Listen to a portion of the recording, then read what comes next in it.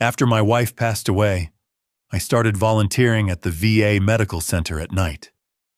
After every shift, the same driver took me home, and I always brought him coffee. One night, he drove past my house and said, "Don't go home tonight.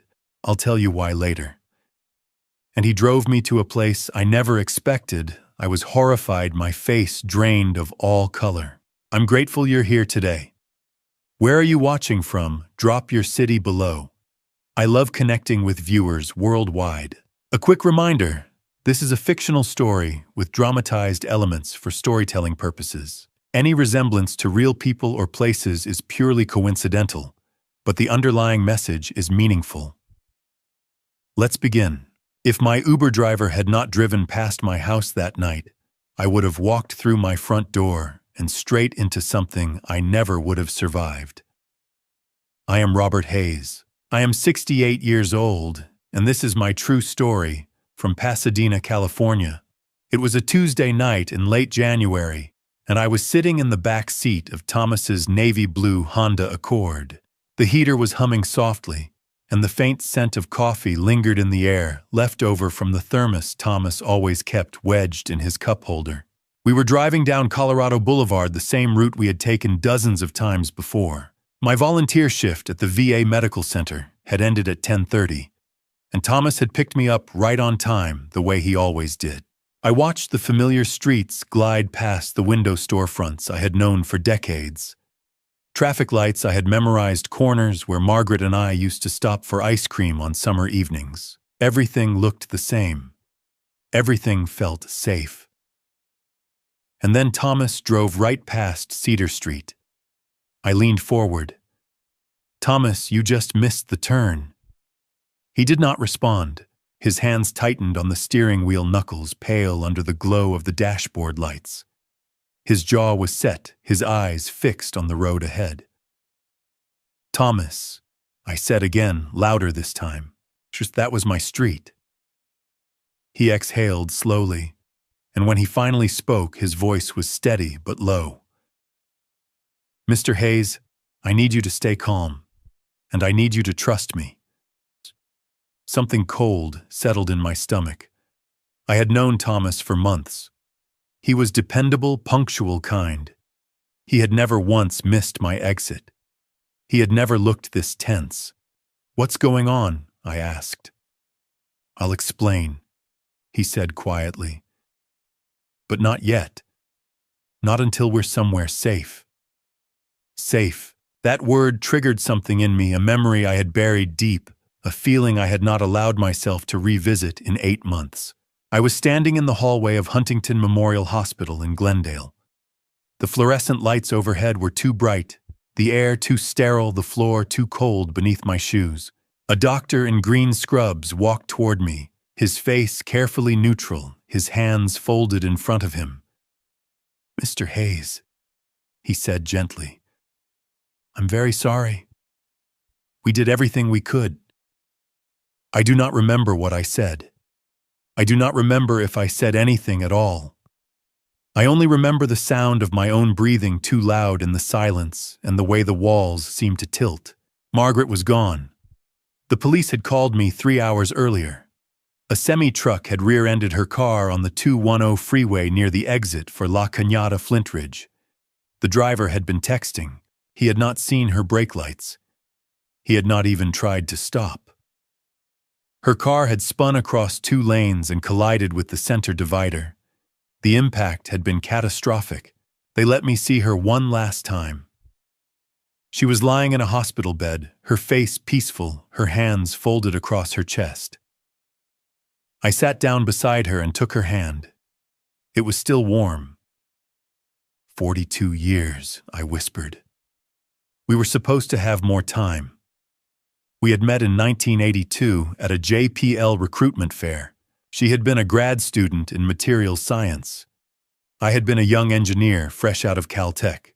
She had asked me a question about thermal shielding, and I had fumbled the answer so badly that she had laughed. We were married 6 months later. 42 years. 2 sons. A house in Pasadena with a lemon tree in the backyard. Thousands of Sunday mornings with coffee and crossword puzzles. Thousands of nights watching the stars from our porch. And then, in one moment on the 210 freeway, it was over. I buried her on a gray afternoon in February. Our sons flew in from Phoenix and Denver. Jessica, our daughter, stood beside me at the graveside, her hand on my shoulder. Her husband, Brad, stood a few feet away, hands in his pockets, staring at the ground. I remember thinking how quiet it was, how still. I remember thinking that this was the worst thing that could ever happen to me. Thomas turned onto a side street I did not recognize. The glow of streetlights flickered through the windshield, casting long shadows across his face. My hands were shaking. I pressed them flat against my knees. "Thomas," I said, "please, tell me what's happening." He glanced at me in the rearview mirror, and I saw something in his eyes I had never seen before. Fear.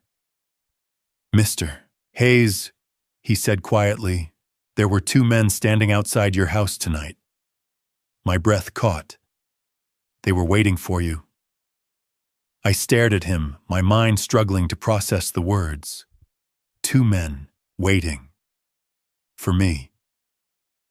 "Who?" I managed. Thomas did not answer right away. He turned into an empty parking lot behind a Vaughn's grocery store and put the car in park. Then he turned around to face me. "I don't know who they are," he said, "but I know who sent them." The weight of those words hit me like a physical blow. I had thought losing Margaret was the worst thing that could ever happen to me. I was wrong. The house felt different without her. Not just quiet, empty. Every morning I woke up to the same thing, sunlight slanting through the blinds, the hum of the refrigerator in the kitchen, the faint creak of the floorboards as I walked downstairs. But there was no coffee brewing. No crossword puzzle spread open on the dining table. No Margaret humming softly as she watered the lemon tree in the backyard. Just silence. I had lived in that house for nearly 30 years. Margaret and I had bought it in the mid-90s, back when old Pasadena was still affordable, or at least what passed for affordable in Southern California. It was a craftsman-style bungalow, with a wide front porch, a detached garage, and a backyard shaded by a single jacaranda tree. The real estate agent had told us it was worth maybe $400,000 back then. Now, according to the latest assessment, it was valued at $2.3 million. I had also accumulated just over $600,000 in my retirement accounts, saved carefully over 32 years as an aerospace systems engineer at the Jet Propulsion Laboratory. I had retired 3 years earlier at 65, after spending most of my career designing thermal management systems for deep space missions. It had been a good life, a stable life, but now sitting alone in that big house every evening, I felt like a guest in my own home. Jessica came to visit the day after the funeral. She was my daughter, 38, slim, with her mother's dark hair and careful way of speaking. She stood on the porch and hugged me tightly, her shoulders shaking. "I'm so sorry, Dad," she whispered. "I'm so sorry." I held her and said nothing. What was there to say? Her husband Brad had driven her over, but he stayed outside by the car. He was tall, broad-shouldered, with a clean-shaven face and the kind of posture that looked rehearsed. He did not come inside. He did not offer condolences. He just leaned against the hood of his car with his arms crossed, staring at his phone. Jessica pulled back and wiped her eyes. "Dad, if you need anything at all, just call me. I'm here for you. I mean it." I believed her. At the time, I truly believed her. She visited twice more in the following weeks, bringing casseroles I did not eat, and asking careful questions about how I was sleeping, whether I was eating, if I needed help with paperwork. I told her I was fine. I told her I was managing. I was not fine. But I did not know how to say that.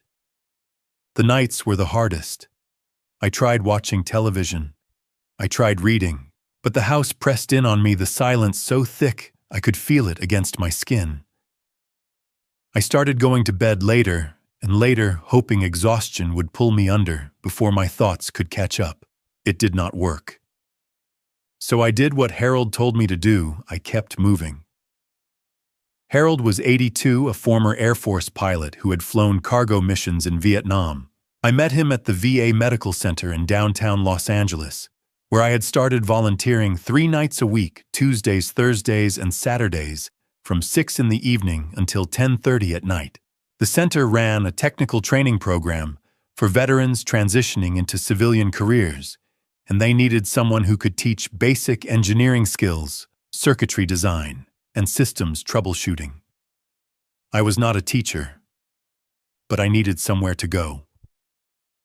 Harold was one of the older volunteers, a wiry man with a white beard and sharp blue eyes. He had lost his wife 6 years earlier, and he told me the same thing every time he saw me slumped in the break room after a shift.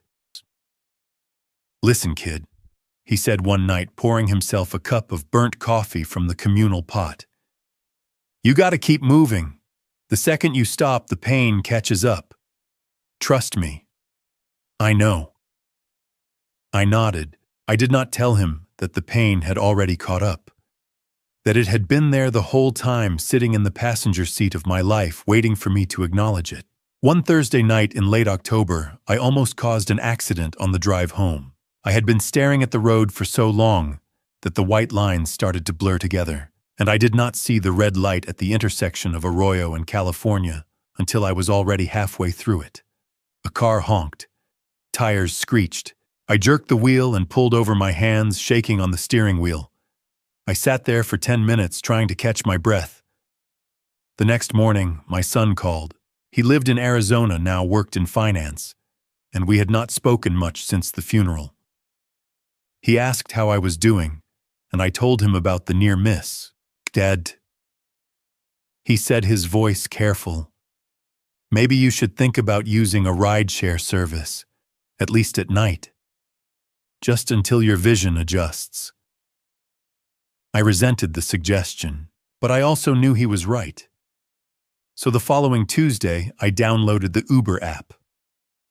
I felt ridiculous. I was a man who had spent 3 decades designing systems that traveled to the outer reaches of the solar system, and I could not figure out how to request a car on my phone. It took me 15 minutes just to enter my credit card information. But at 10:30 that night, when my shift at the VA ended, I stood outside the building and tapped the button. 5 minutes later, a navy blue Honda Accord pulled up to the curb. The driver rolled down the window. He was a black man in his mid-40s with close-cropped hair and a calm, steady voice. "Mr. Hayes," he asked. I nodded and climbed into the back seat. The car was clean.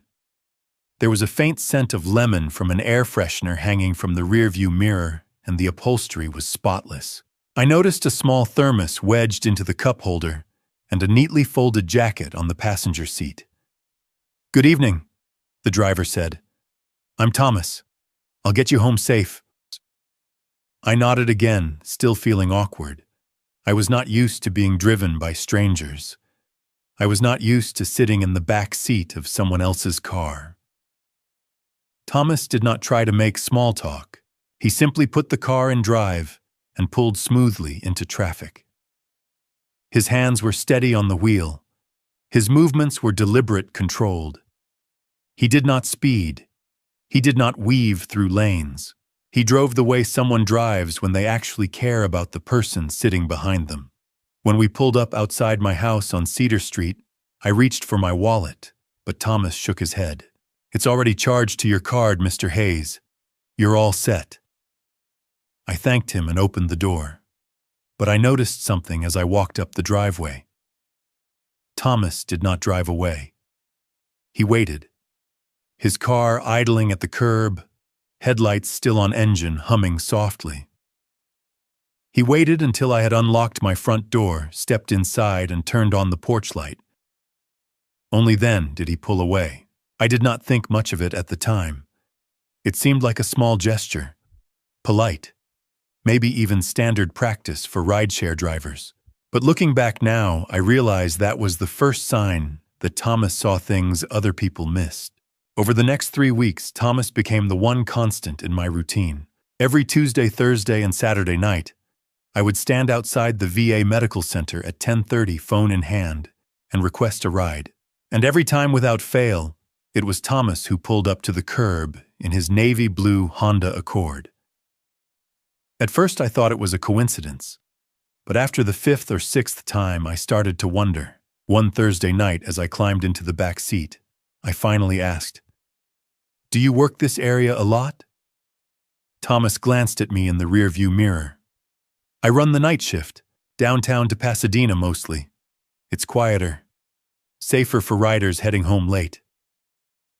"Makes sense," I said. He nodded.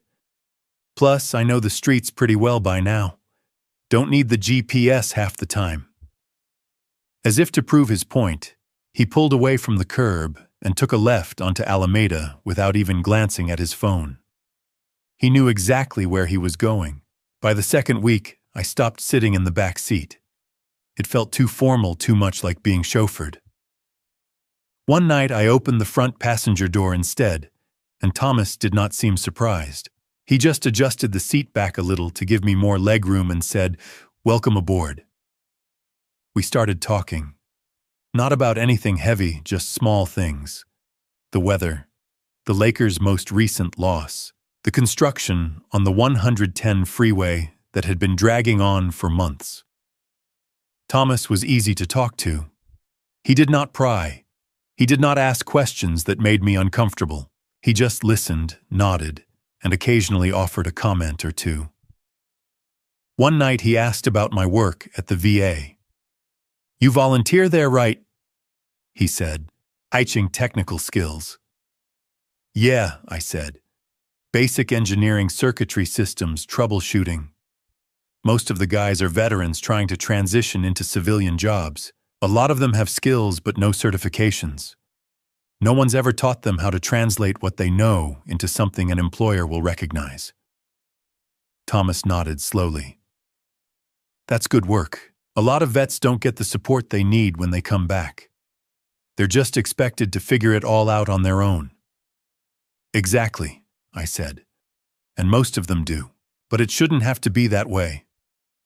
Thomas was quiet for a moment, his eyes on the road.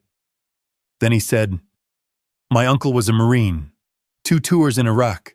When he came back, he couldn't hold down a job for more than a few months. Not because he didn't want to work. He just couldn't sleep, couldn't sit still, couldn't handle being in a room with too many people." "I'm sorry," I said. Thomas shrugged. "He's doing better now. Got into carpentry. Works alone most of the time. It helps." I did not say anything. I just nodded. It was mid-November when I brought the coffee. The nights were getting colder, and I had started noticing that Thomas kept his jacket on even when the heater was running. So one Thursday, I bought 2 cups of black coffee from the break room vending machine at the VA, cheap, burnt, but hot, and carried them both outside. When Thomas pulled up, I opened the passenger door and handed him one of the cups. "I thought you might need this," I said. "It's starting to get cold out." Thomas stared at the cup for a moment, surprised. "Mr. Hayes, you didn't have to do that." "Call me Robert," I said. "And yes, I did. You've been reliable. That matters." He took the cup slowly, like he was not quite sure what to do with it.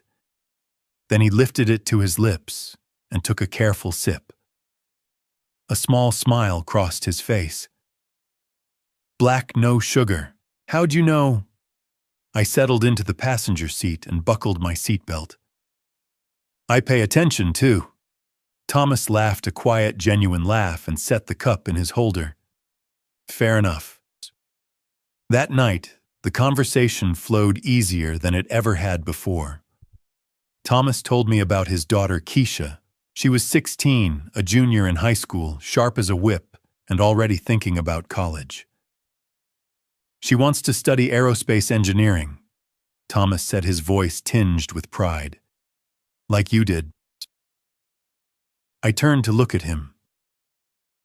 Aerospace. Yeah, she's obsessed with space. Always has been. When she was little, she used to make me take her to the Griffith Observatory every other weekend. She'd stand in front of the planetarium displays for hours, reading every single plaque. I smiled. She sounds like a smart kid. She is, Thomas said. Smarter than me, that's for sure. She's already taking AP Calculus. I can barely help her with her homework anymore. If she ever wants to talk to someone in the field, I said, I'd be happy to answer questions. I spent 32 years at JPL. I know a few people. Thomas glanced at me, his expression softening. That's kind of you, Robert. Really? I shrugged. It's the least I can do. We drove in comfortable silence for a while after that. The glow of the streetlights flickered past. The hum of the engine filled the space between us, and for the first time in months, I did not feel completely alone.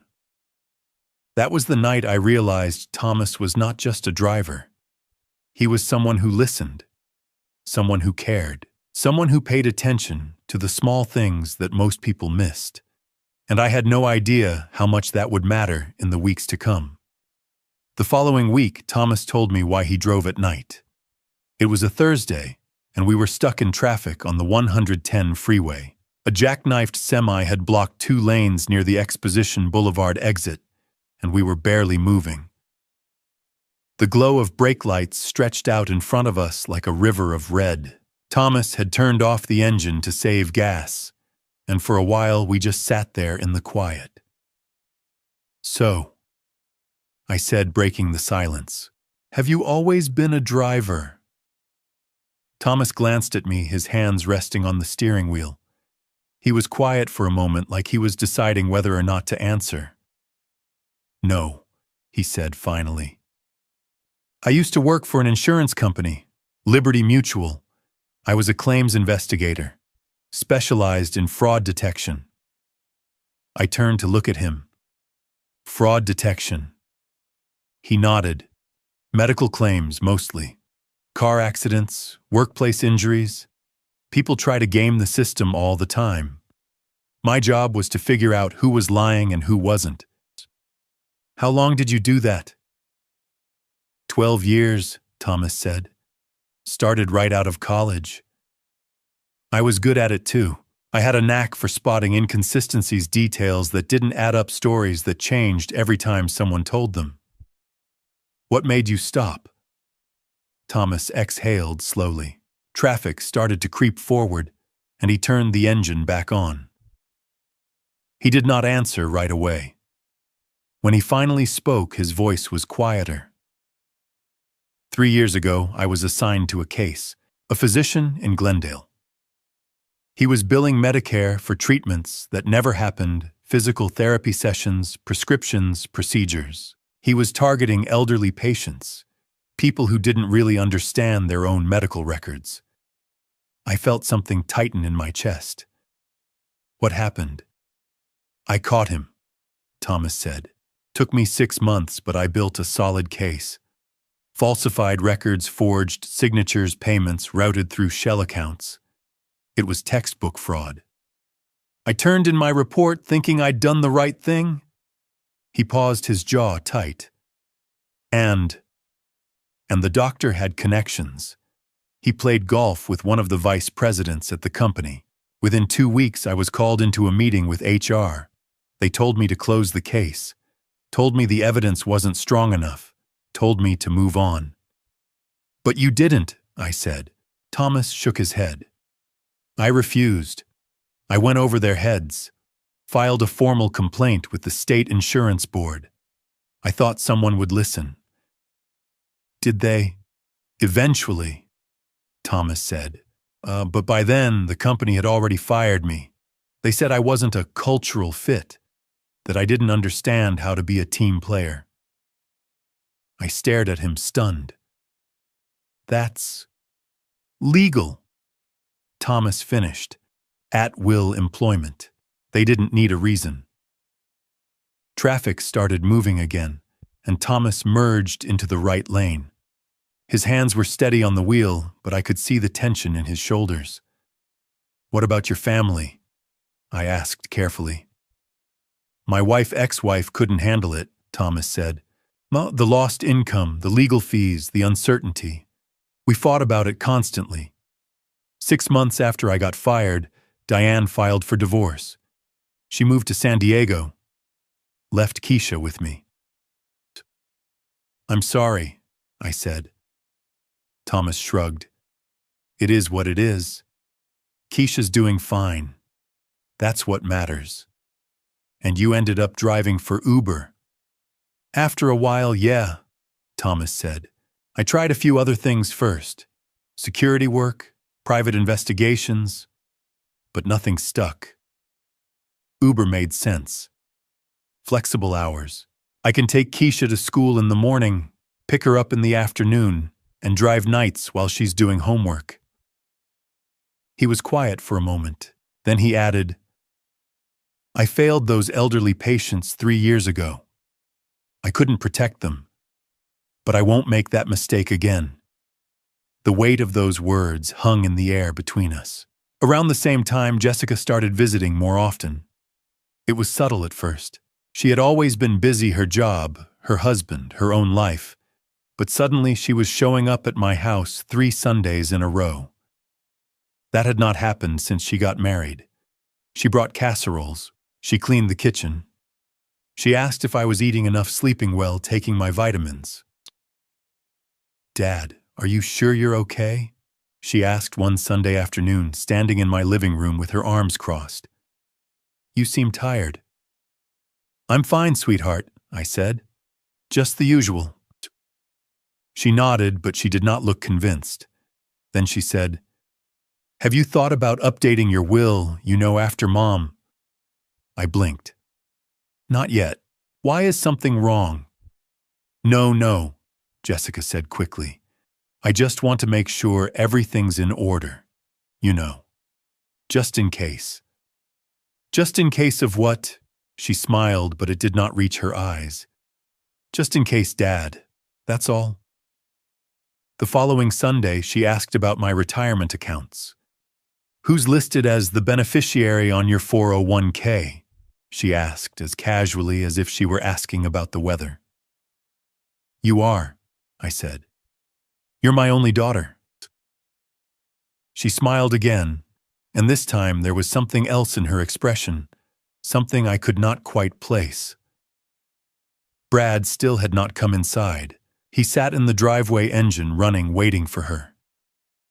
At the time, I thought Jessica was just being thoughtful, caring, maybe even a little overprotective. But warmth was a lie. The questions she was asking were not about love. They were about money. On the 4th Sunday, Jessica said something that should have been a warning. She was standing in my kitchen, stirring a pot of soup on the stove. I was sitting at the table reading the newspaper. It was a quiet afternoon, the kind we used to have when she was younger, before she got married, before everything became so complicated. "Dad," she said, not looking up from the stove, "you've been forgetting things lately." I glanced up. "What do you mean?" She turned to face me, her expression carefully neutral. "Last week you called me Jennifer. That's not my name." I blinked. You did, she said. "And you asked me about Mom's book club. Mom stopped going to book club 3 years ago." I felt something shift inside me, a small, uncomfortable flicker of doubt. "I don't remember that." "I know," Jessica said gently. "That's what worries me." I set the newspaper down. "Sweetheart, I think I was just distracted. It happens." "Maybe, she said. "But it's happening more often. Have you thought about seeing a doctor?" "A doctor," I said. "For what?" "Memory issues, Dad. At your age, they can be serious." I frowned. "I'm 68. A little forgetfulness is normal." Jessica crossed her arms. "I know, but Mom would have wanted me to make sure you're okay." The mention of Margaret hit me harder than I expected. I looked away. Maybe you're right, I said quietly. I'll make an appointment. Jessica smiled, but there was something brittle about it. Good. I'll feel better knowing you're taking care of yourself. After she left, I sat alone at the kitchen table for a long time. I tried to remember if I had really called her Jennifer. I tried to remember if I had asked about Margaret's book club. But the more I tried, the less certain I became. What I did not know then, what I would not learn until much later, was that around the same time, Thomas was hearing something strange in his car. Something about me. It was 2 nights later, a Tuesday just after 11:15. Thomas had just dropped me off at my house on Cedar Street and was heading back toward downtown when his phone pinged with a new ride request. The pickup was at a bar called the Edison on Spring Street, a dimly lit speakeasy-style place that catered to businessmen and late-night drinkers. Thomas pulled up to the curb and waited. A man stumbled out of the bar a few minutes later. He was tall, broad-shouldered, well-dressed in a way that looked expensive but disheveled. His tie was loose, his collar unbuttoned. He reeked of whiskey. Thomas unlocked the doors. The man climbed into the back seat and slumped against the window. "Glendale," the man muttered. "I'll put the address in." Thomas nodded and pulled into traffic. He had driven plenty of drunk passengers before. Most of them were harmless, tired, chatty, or passed out in the back seat. This man seemed angry. "Goddamn old man," the man muttered under his breath. "Sitting on all that money, doing nothing with it." Thomas kept his eyes on the road. He did not respond. The man pulled out his phone and made a call. He did not bother lowering his voice. "Yeah, I'm handling it," the man said loudly. "She's got him wrapped around her finger. Just need a few more weeks." Thomas glanced at the rearview mirror. The man was staring out the window, his jaw tight. "The house in Pasadena alone is worth over $2 million, the man continued. "Plus the retirement accounts. We're talking $3 million easy." Thomas felt something cold settle in his chest. Pasadena. Old man. $3 million. He kept his face neutral, his hands steady on the wheel, but his mind was racing. "Just get the paperwork signed," the man said. "Once he's declared incompetent, we move him into a facility. Then we sell the house and liquidate the accounts. Simple." Thomas turned onto the 134 freeway, his thoughts spinning. He had heard enough drunk passengers say stupid things to fill a book, but this was different. This was deliberate, calculated. The man ended the call and tossed his phone onto the seat beside him. He leaned his head back and closed his eyes. Thomas drove in silence. When they reached the address in Glendale, a modern condo complex near Brand Boulevard, the man climbed out without a word. No tip. No thank you. Just the sound of the car door slamming shut. Thomas sat in the driveway for a moment, staring at the empty street. Pasadena. An old man. $3 million. He did not know who the old man was. Not yet, but he had just heard the first piece of a picture that was about to involve me. 5 days later, something happened that I had no idea about. But it would save my life. Thomas told me this story months later, after everything was over. I am telling it to you now, so you understand just how close I came to losing everything. It was a Tuesday night, 5 days after Thomas had driven the drunk man home to Glendale. He was sitting in his car near the VA Medical Center waiting for his next ride request when his phone pinged. The name on the screen was Brad M. Thomas stared at it for a moment. Brad, the drunk man from the bar. The one who had talked about an old man in Pasadena and $3 million. Thomas accepted the ride. The pickup location was a bar called the Golden Gopher on South Main Street, a narrow, dimly lit place that smelled like spilled beer and old wood. Thomas pulled up to the curb at 10:50 and waited. A few minutes later, Brad stumbled out. He looked worse than he had the first time, tie hanging loose, shirt untucked, eyes unfocused. He climbed into the back seat and slumped against the window. "Glendale," he muttered. "Same place as last time." Thomas nodded and pulled into traffic. He did not say anything. He just drove, keeping his eyes on the road, his ears open. For the first few minutes, Brad was silent. Then his phone rang. "Yeah," Brad said loudly. "I'm on my way." Thomas glanced at the rearview mirror. Brad was staring out the window, his jaw tight. "The doctor agreed," Brad said. "Dr. Lawson, $10,000. He'll sign the paperwork. Says the old man has early onset cognitive decline." Thomas felt his pulse quicken. He kept his face neutral, his hands steady on the wheel. "After that, we get power of attorney," Brad continued. "You move him into a facility, sell the house, easy." Thomas's mind was racing. Power of attorney, facility, sell the house. This was not just talk. This was a plan. "Jessica's getting nervous," Brad said. "She says he's not that bad. But I told her we don't have time. Between the two of us, we're $400,000 in debt. They're coming to collect. $400,000. That was the motive." "The old man volunteers downtown," Brad said. "Perfect.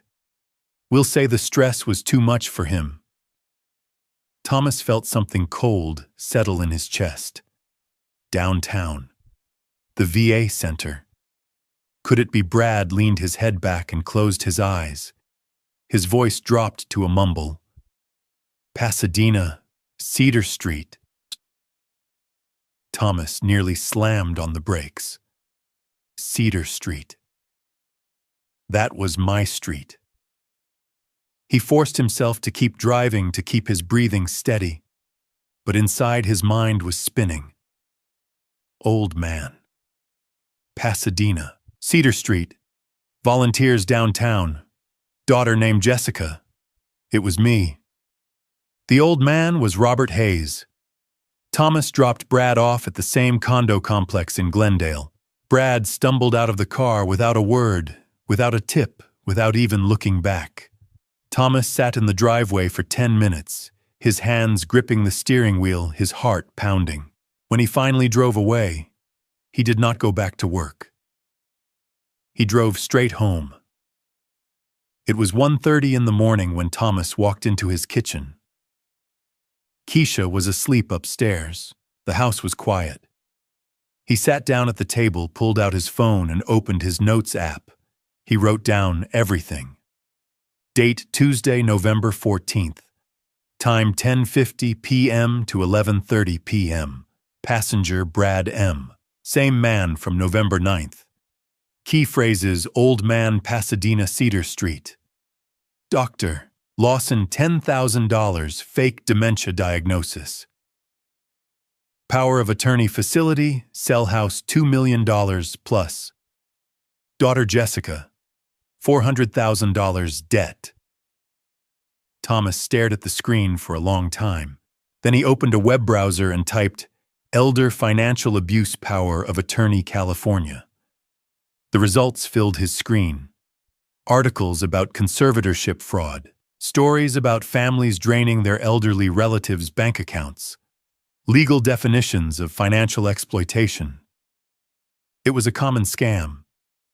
And it was happening to me. Thomas leaned back in his chair, his mind drifting back to 3 years ago. The physician in Glendale. The falsified medical records. The elderly patients who had trusted him. The case he had tried to stop. The case he had failed to stop. He looked down at his phone and typed one more line into his notes. Robert Hayes, 68, Pasadena, target. Daughter Jessica. Son-in-law Brad M. Plan fake dementia, obtain POA, place in facility, liquidate assets. Need proof. Thomas set his phone down on the table and sat in the dark for a long time. He had made a decision that night. He was not going to look the other way this time. He was not going to let another elderly person be exploited. But first he needed proof. Hard, undeniable proof. What I did not know then was that Thomas was about to do something that scared even him, and was technically illegal. Thomas told me this part of the story later after everything was over.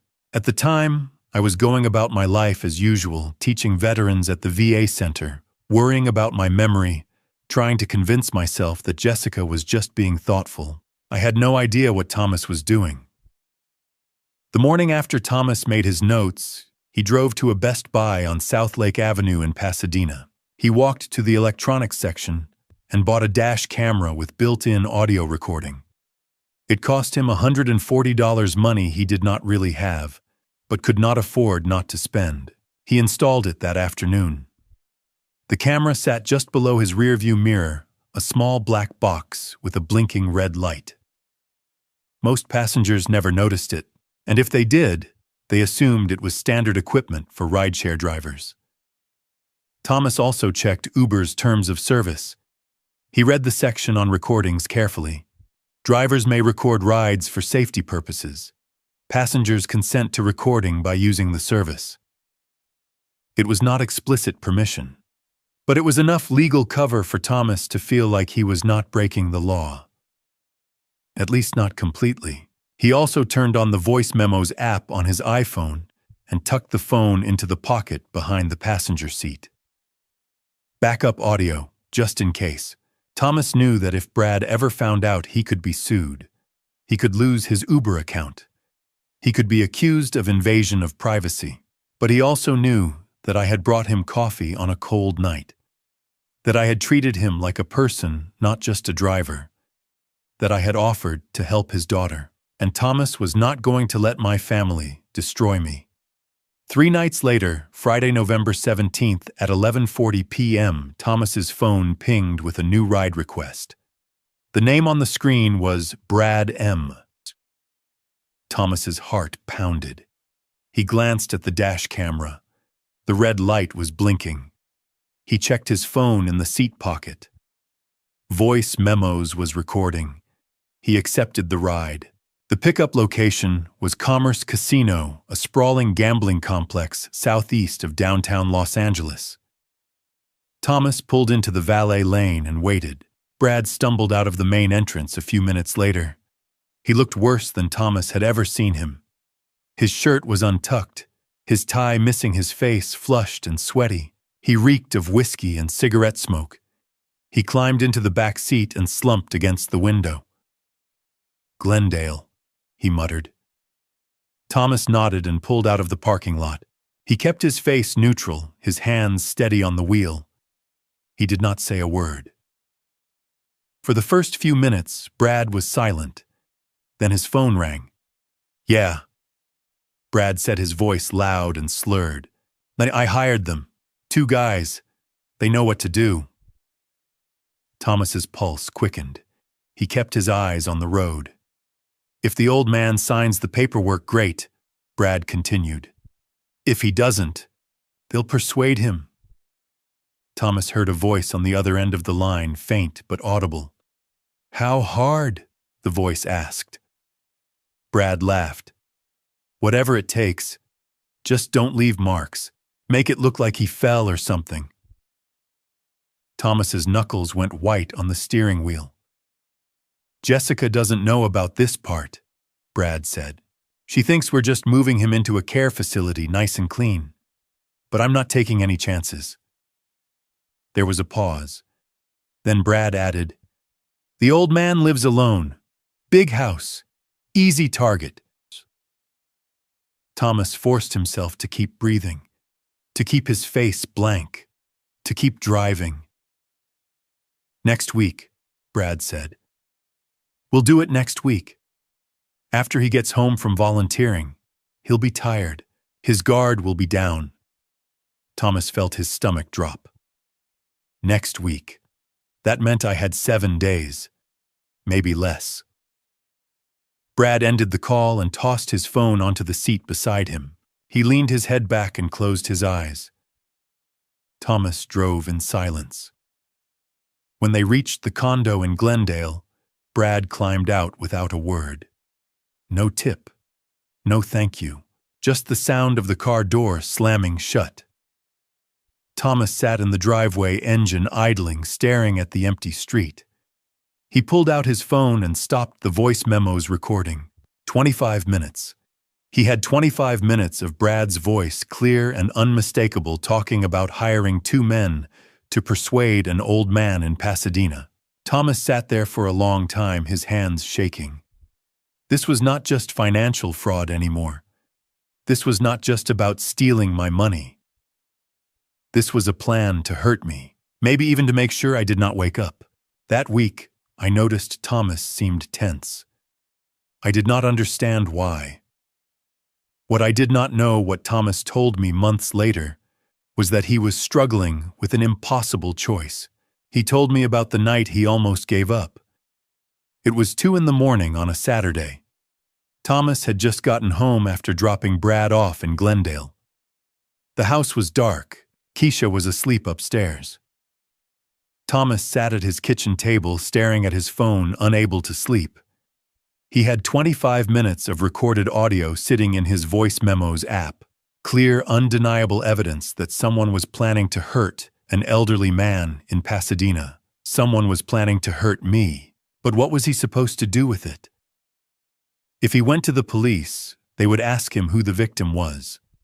They would ask him how he knew, and he would have to admit that he had been recording passengers in his car without their explicit consent.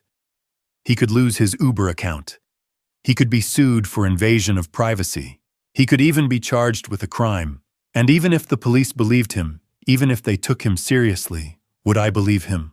Would I trust a rideshare driver I had only known for a few weeks over my own daughter? Thomas sat there in the dark, his head in his hands, replaying the recording in his mind. Brad's voice, the casual cruelty of it. Make it look like he fell or something. Thomas had failed once before. 3 years ago, he had tried to stop a fraud case, and he had been punished for it. He had lost his job, his marriage, his career. And now he was being asked to risk everything again. For a man he barely knew, he was about to turn off his phone and go to bed when he heard footsteps on the stairs. Keisha appeared in the doorway wearing an oversized Caltech sweatshirt and holding a glass of water. Her hair was pulled back in a messy bun, and she looked half asleep. "Dad," she said. "You okay?" Thomas looked up. "Yeah, sweetheart. Just couldn't sleep." Keisha sat down across from him at the table. She set her water down and studied his face the way she always did when she knew something was wrong. "What's going on?" she asked. Thomas hesitated. "What if someone you cared about was in danger from their own family and they didn't know it?" Keisha frowned. "Then you'd tell them." "What if they didn't believe me?"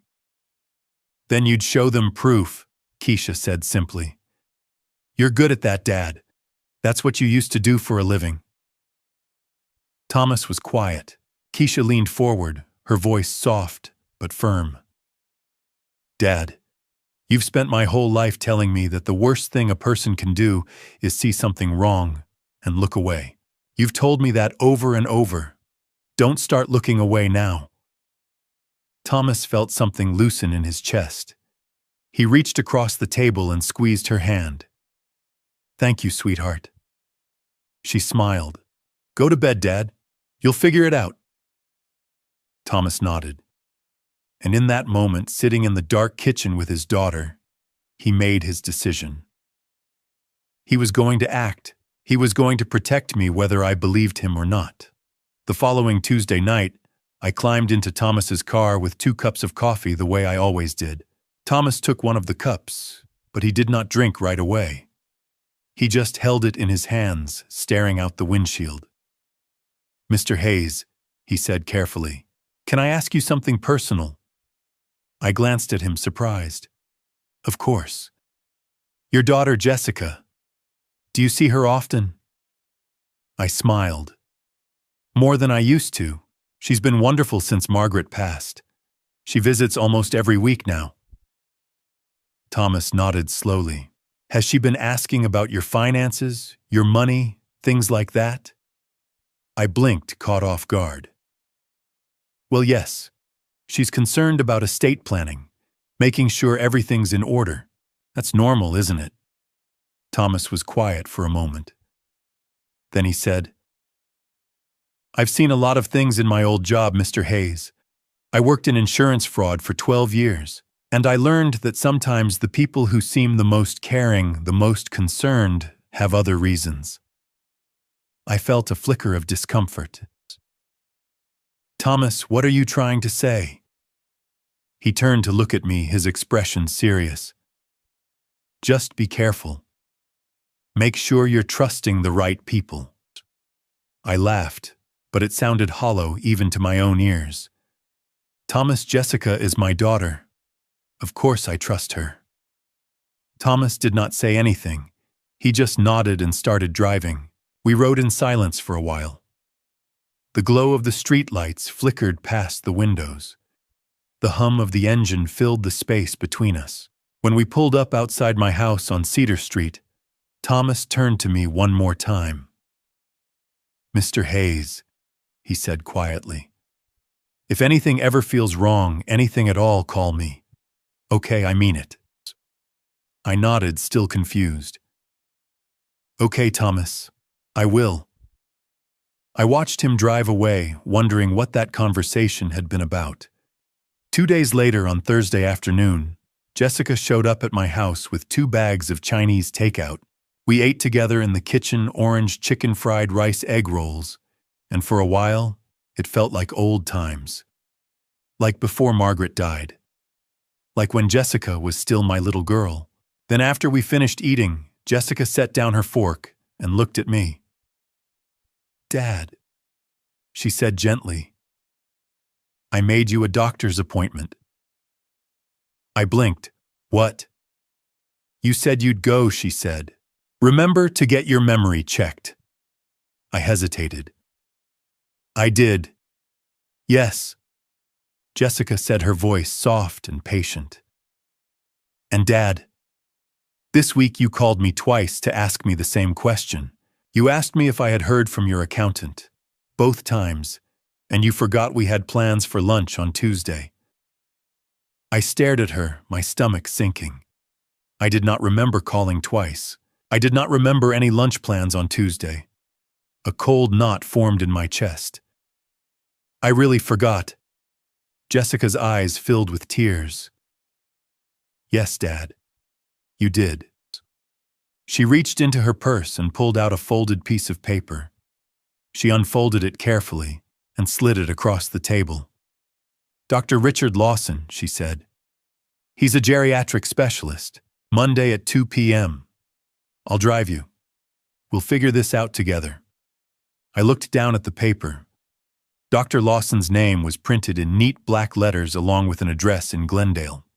Mom would want you to take care of yourself, Jessica whispered. I reached across the table and took her hand. Okay, sweetheart. I'll go. Jessica smiled and wiped her eyes. Thank you, Dad. I love you. I love you too, sweetheart. After she left, I sat alone in the kitchen staring at the appointment slip on the table. I felt grateful for Jessica. Grateful that she cared so much. Grateful that I was not facing this alone. I did not know that she had just set a trap, and I had walked straight into it.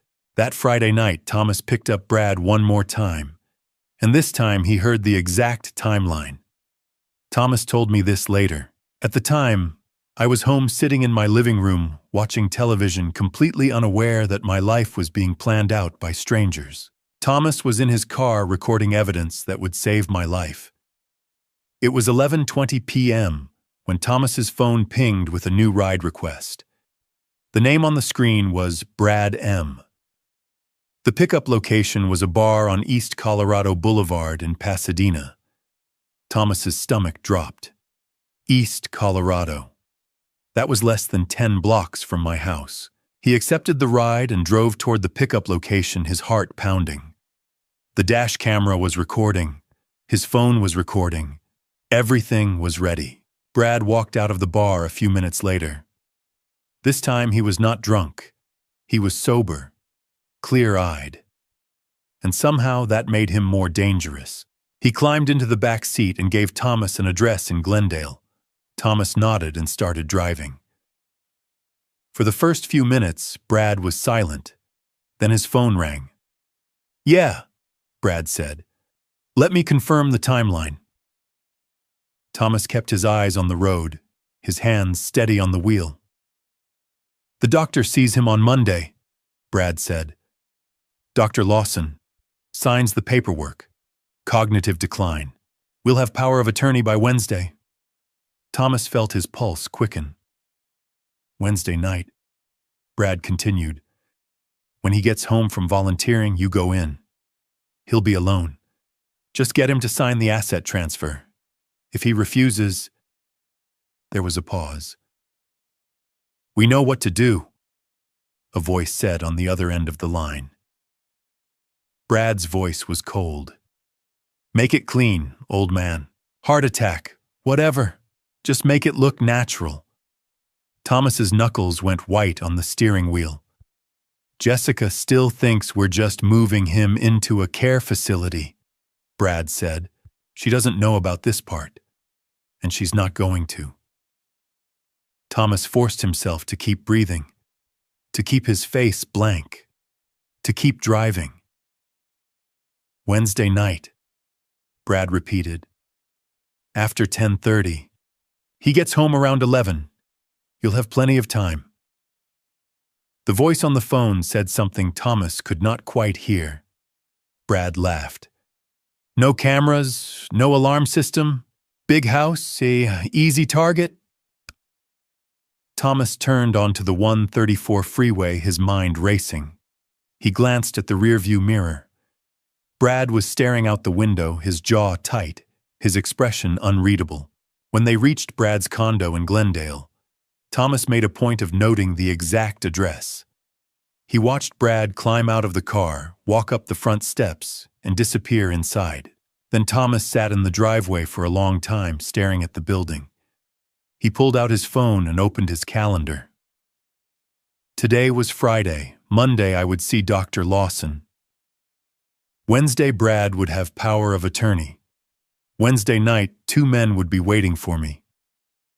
Thomas did the math in his head. I had 6 days, and on the 6th day, 2 men would be inside my house.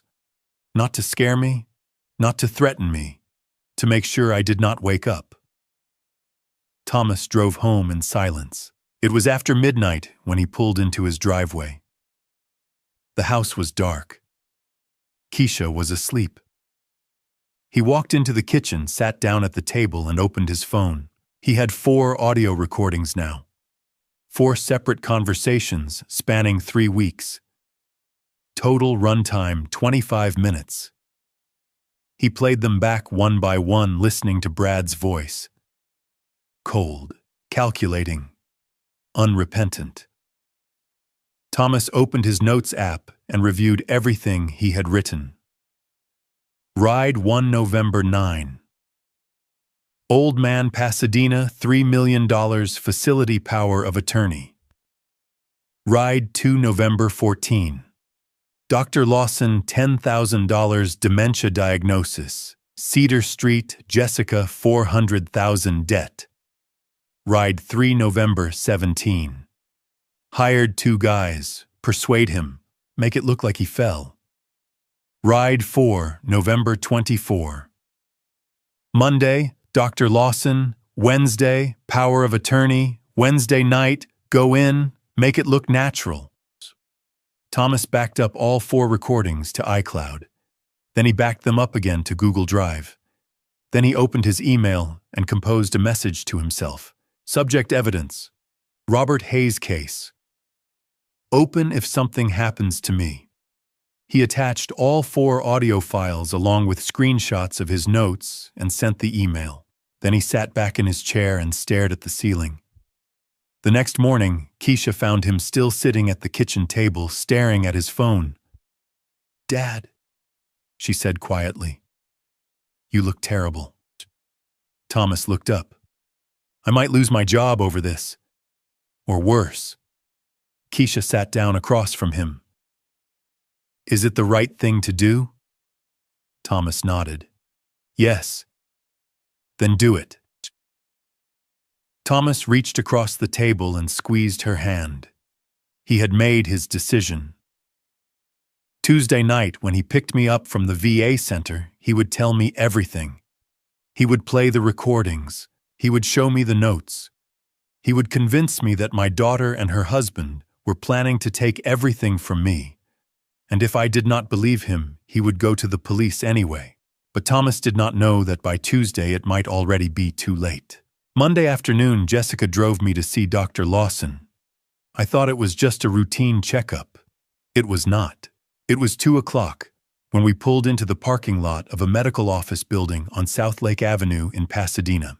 The building was modern, clean, and expensive looking, the kind of place that made you feel like you were in good hands. Jessica walked me inside and checked me in at the front desk. We sat together in the waiting room for a few minutes, not saying much. She flipped through a magazine. I stared at the wall. When the nurse called my name, Jessica squeezed my hand. "I'll be right here, Dad. You've got this." I nodded and followed the nurse down a long hallway. Dr. Richard Lawson's office was exactly what you would expect from a geriatric specialist. Diplomas and certifications lined the walls, medical school board, certifications, memberships in professional organizations.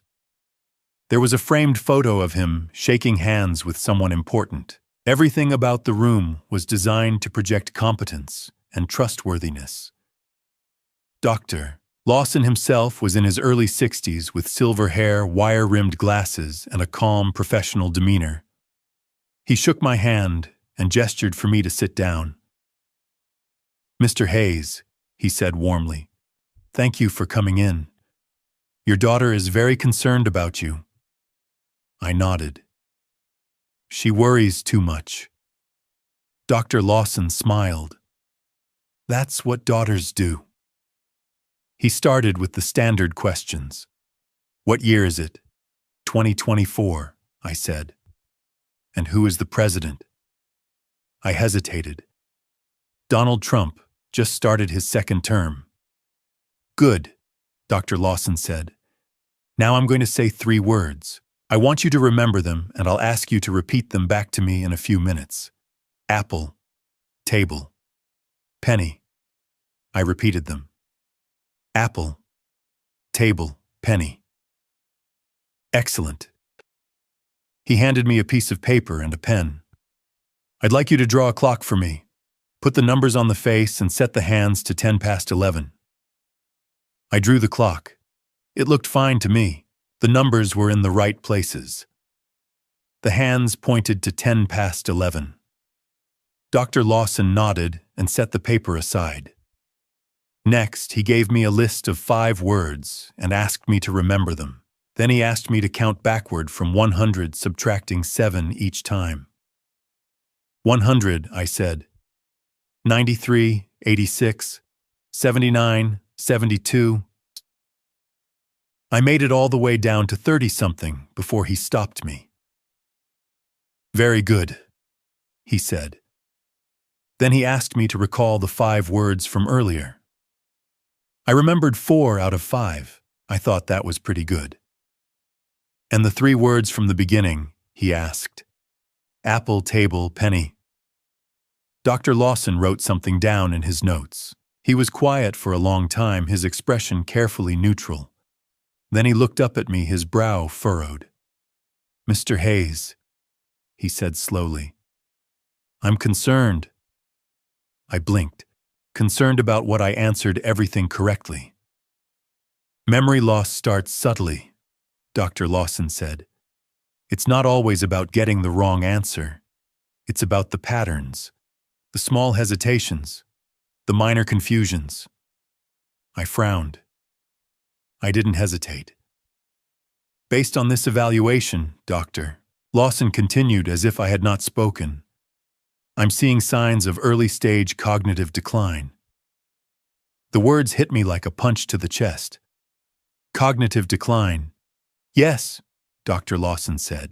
It's not severe yet, but it's there, and it will progress. I shook my head.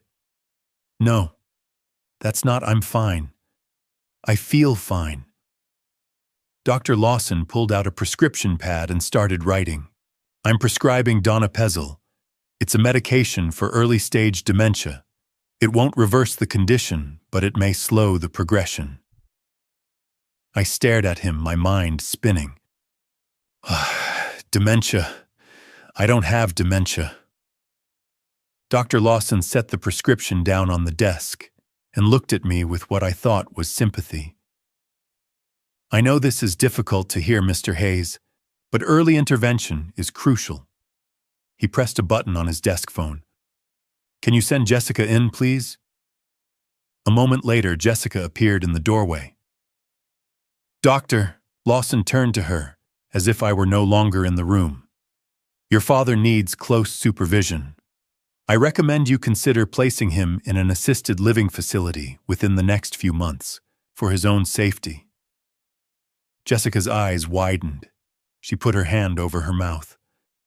Oh my God! Dad, why didn't you tell me it was this bad? I stood up, my hands shaking. It's not that bad, I'm fine. Dr. Lawson's voice was calm but firm. Denial is common in patients with cognitive decline, Jessica. He may not be able to accurately assess his own condition. Jessica nodded, tears streaming down her face. She reached for my hand.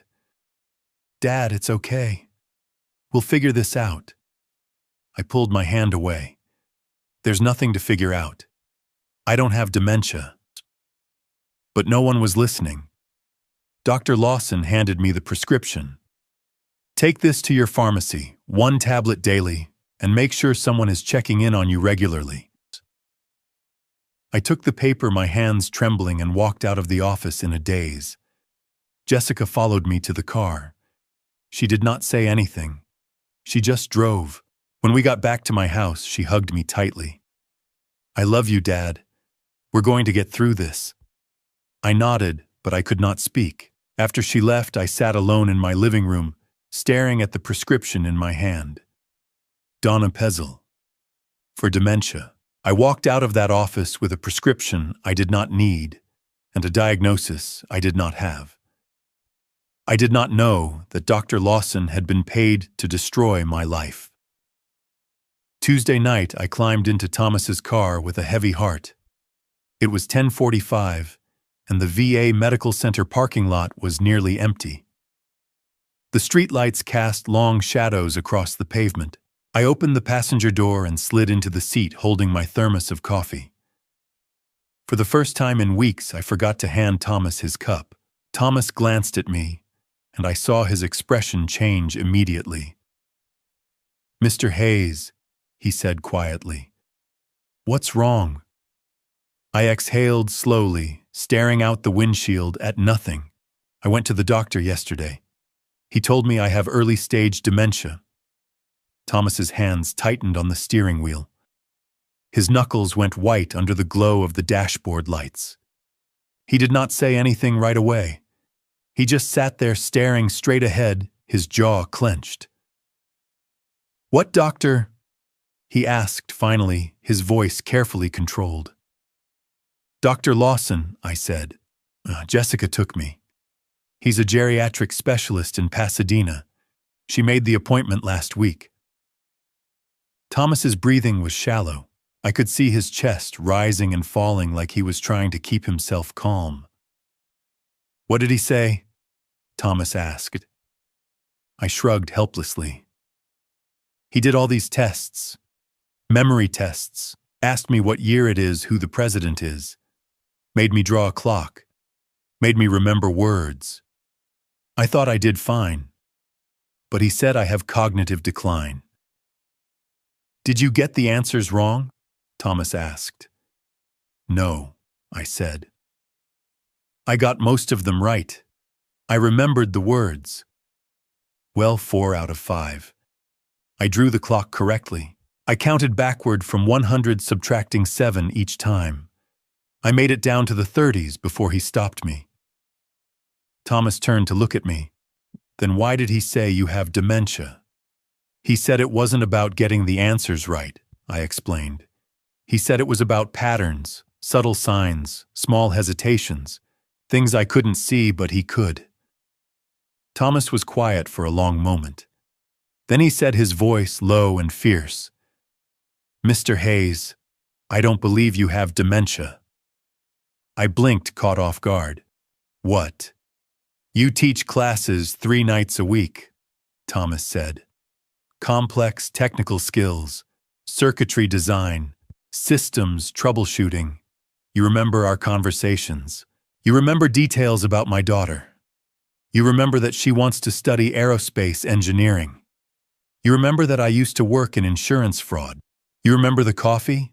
I like black, no sugar.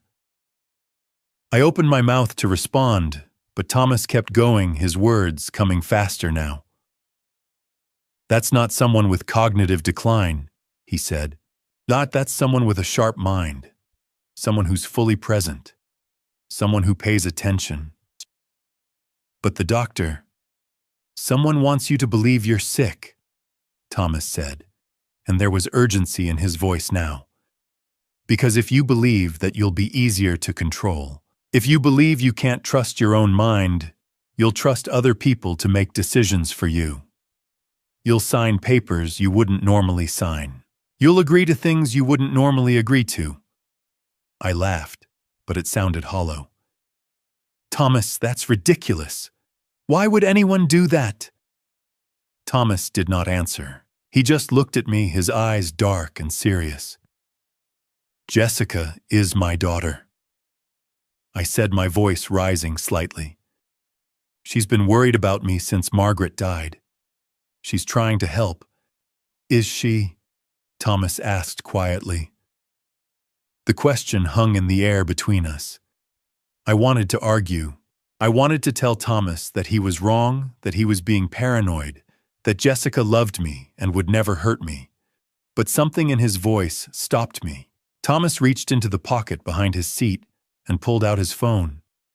He held it up so I could see the screen. Voice memos. There were 4 recordings listed, each one labeled with a date and a name. Brad M., November 9th. Brad M., November 14th. Brad M., November 17th. Brad M., November 24th. I frowned. Who's Brad? Thomas's voice was steady, but I could hear the tension beneath it. Your son-in-law. The world seemed to tilt sideways. I've been driving him for 3 weeks, Thomas said. He doesn't know I'm your driver. He doesn't know we know each other. And he's been talking. A lot. I stared at the phone, my mind struggling to catch up. Talking about what you, Thomas, said. Your house, your money, your daughter, and a plan to take everything from you. My mouth went dry. That's impossible. Mr. Hayes, Thomas said quietly. I need to show you something, but not here, not in the car. Can I come inside when we get to your house, just for a few minutes? I shook my head, still trying to process what he was saying. Thomas, this is crazy. Jessica wouldn't. I have proof, Thomas said, and his voice was urgent now. I have recordings. I have dates. I have names. I need you to hear them. I need you to listen, and then you can decide for yourself. Why now? I asked. Why tonight? Thomas's eyes met mine, and I saw something in them I had never seen before. Fear. Real, raw fear. Because tomorrow might be too late. The words hit me like a physical blow. I sat there in silence, staring at him, my heart pounding. Thomas had been my driver for months. He had been dependable, kind, thoughtful. He had waited until I was safely inside my house before driving away. He had remembered my routine. He had brought his daughter into our conversations because he trusted me. And now he was asking me to trust him. I looked down at the phone in his hand. 4 recordings. 4 dates. Brad's name. "What's on those recordings?" I asked quietly. "Everything," Thomas said. "The whole plan. Start to finish." I closed my eyes and took a slow breath. When I opened them again, Thomas was still watching me, waiting. "Okay," I said finally. "Come inside." Thomas nodded, and I saw the tension in his shoulders ease just slightly. He slipped his phone back into his pocket and put the car in drive. "Thank you," he said quietly. We pulled out of the parking lot and onto the street. The city lights blurred past the windows. Neither of us spoke. I should have asked more questions. I should have demanded to know what was on those recordings. I should have told Thomas to take me home and leave me alone, but something in his voice told me that this was serious, deadly serious, and I was right. But we never made it inside, because Thomas saw something I did not. Thomas drove toward my house on Cedar Street, the same route we had taken dozens of times before. I sat in silence, staring out the window, my mind still spinning from what he had just told me. Recordings. Brad. A plan. It did not make sense. None of it made sense. "Mr. Hayes," Thomas said quietly, "I need to drive past your house once before we stop. Just trust me." I frowned. "Why?" "Just trust me," Thomas repeated. He turned onto Cedar Street and slowed the car to a crawl. I looked out the window at my house, the wide front porch, the detached garage, the jacaranda tree in the yard. Everything looked normal, quiet, safe. But Thomas was not looking at my house. He was looking at the street. And then I saw his hands tighten on the steering wheel. "What?" I started to say. "Don't react," Thomas said, his voice low and tense. "Just act normal." I looked ahead, trying to see what he was seeing. At first, I did not notice anything. Just parked cars, dark windows, empty sidewalks. And then I saw them. 2 men standing on the sidewalk across the street from my house. Big men. Broad-shouldered. Wearing dark hoodies, hands in their pockets. They were not talking. They were not moving. They were just standing there watching. I did not recognize them. I had lived on this street for 30 years, and I had never seen them before. Thomas drove past them without slowing down. He did not stop. He did not turn into my driveway. He just kept going, as if he had missed the street entirely. "Thomas," I said, my voice tight. "What?" "Not yet," Thomas said quietly. He turned the corner onto the next block, and that was when I saw the car. A gray Honda Civic parked at the curb. The engine was running. I could see the faint glow of the taillights, but the headlights were off. And sitting in the driver's seat, phone pressed to his ear, was Brad. My son-in-law, sitting in a car, 1 block from my house, in the dark. Thomas kept driving. He turned left, then left again, looping around the block. He did not say anything. He just drove, his jaw clenched, his hands white-knuckled on the wheel. "Thomas," I said, my voice shaking now. "What the hell is going on?" Thomas did not answer right away. He turned into an empty parking lot behind a Vaughn's grocery store and put the car in park. Then he turned to face me. "There were 2 men standing outside your house," Thomas said, his voice steady but urgent. "They were waiting for you." My breath caught in my throat. "Who were they?" "I don't know their names," Thomas said. "But I know why they're there. Your son-in-law hired them. I stared at him, my mind struggling to process the words. Hired them for what? Thomas pulled out his phone and opened the voice memos app. He tapped on the most recent recording, Brad M., November 24th. Listen, Thomas said. He pressed play. Brad's voice filled the car, slurred, confident, cold. Wednesday night, when he gets home from volunteering, you go in. He'll be alone. Just get him to sign the asset transfer. If he refuses, a pause. Another voice, faint but audible. We know what to do. Brad again. Make it clean, old man. Heart attack, whatever. Just make it look natural.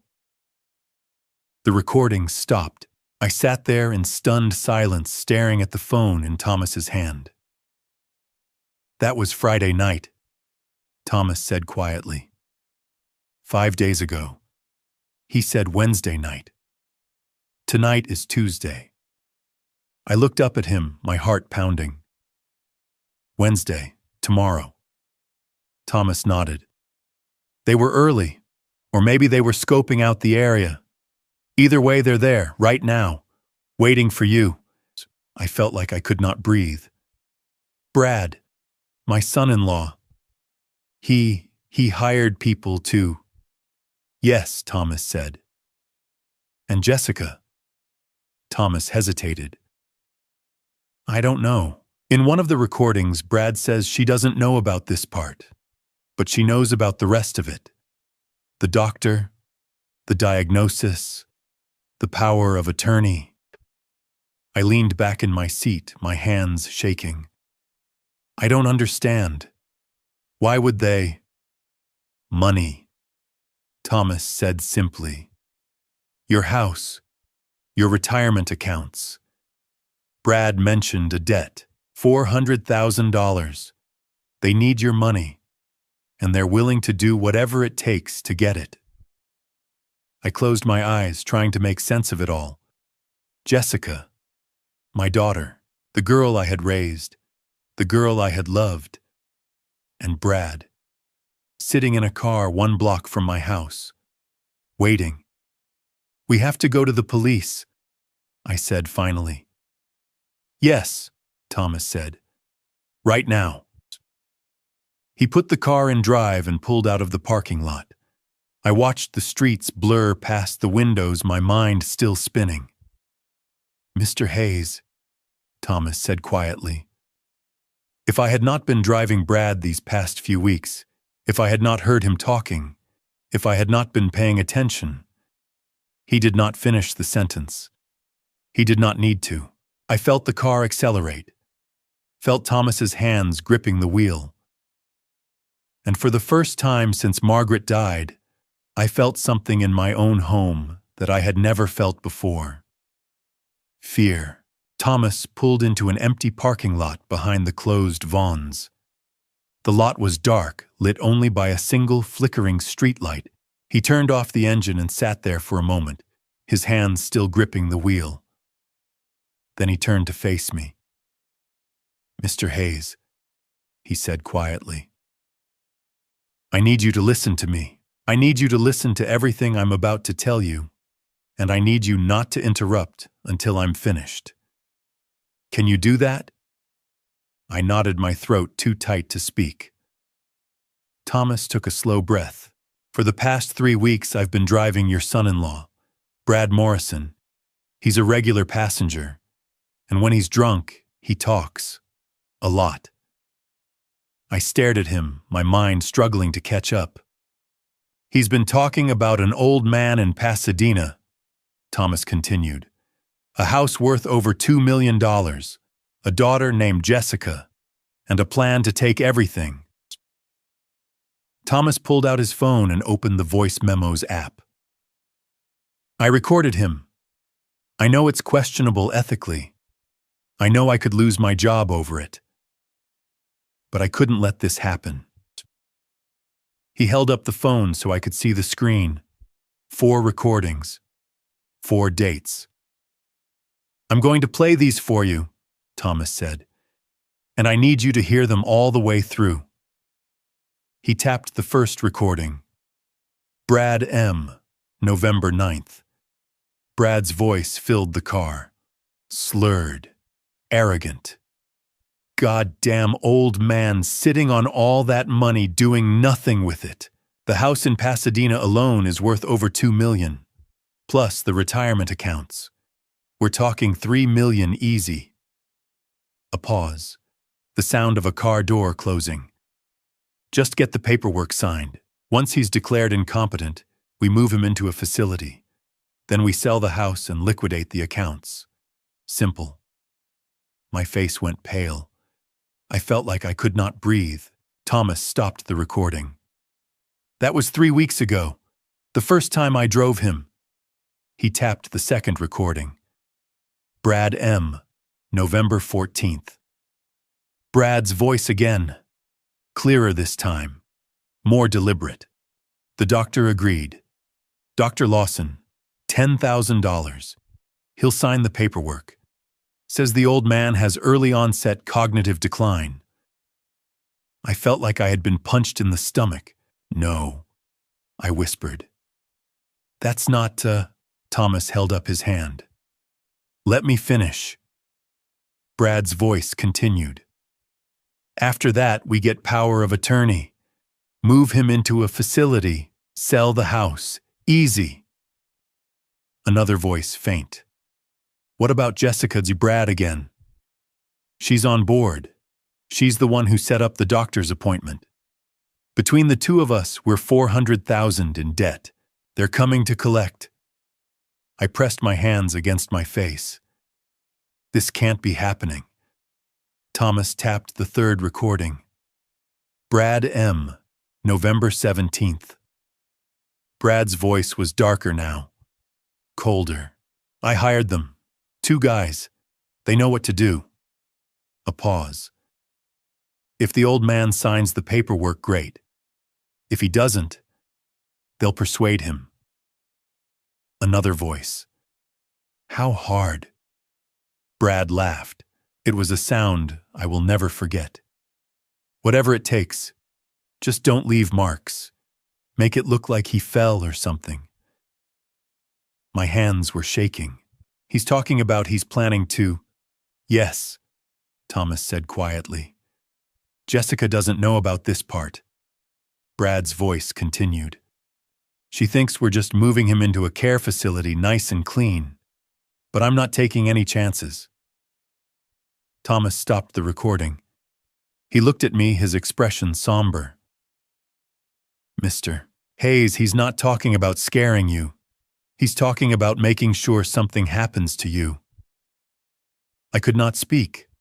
I could not move. I just sat there staring at the phone in Thomas's hand. Thomas tapped the fourth recording. Brad M., November 24th.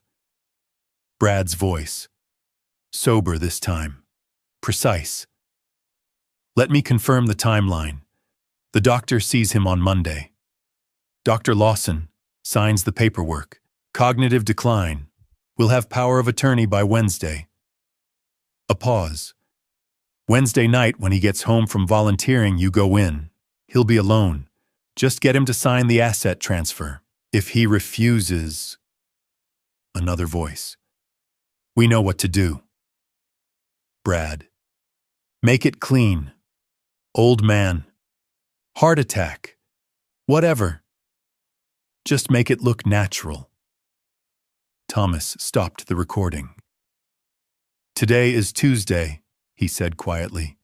Tomorrow is Wednesday. The men standing outside your house tonight, those are the men he hired. I felt tears running down my face. I did not even realize I was crying. Jessica, I whispered. My daughter. She knew about the fraud.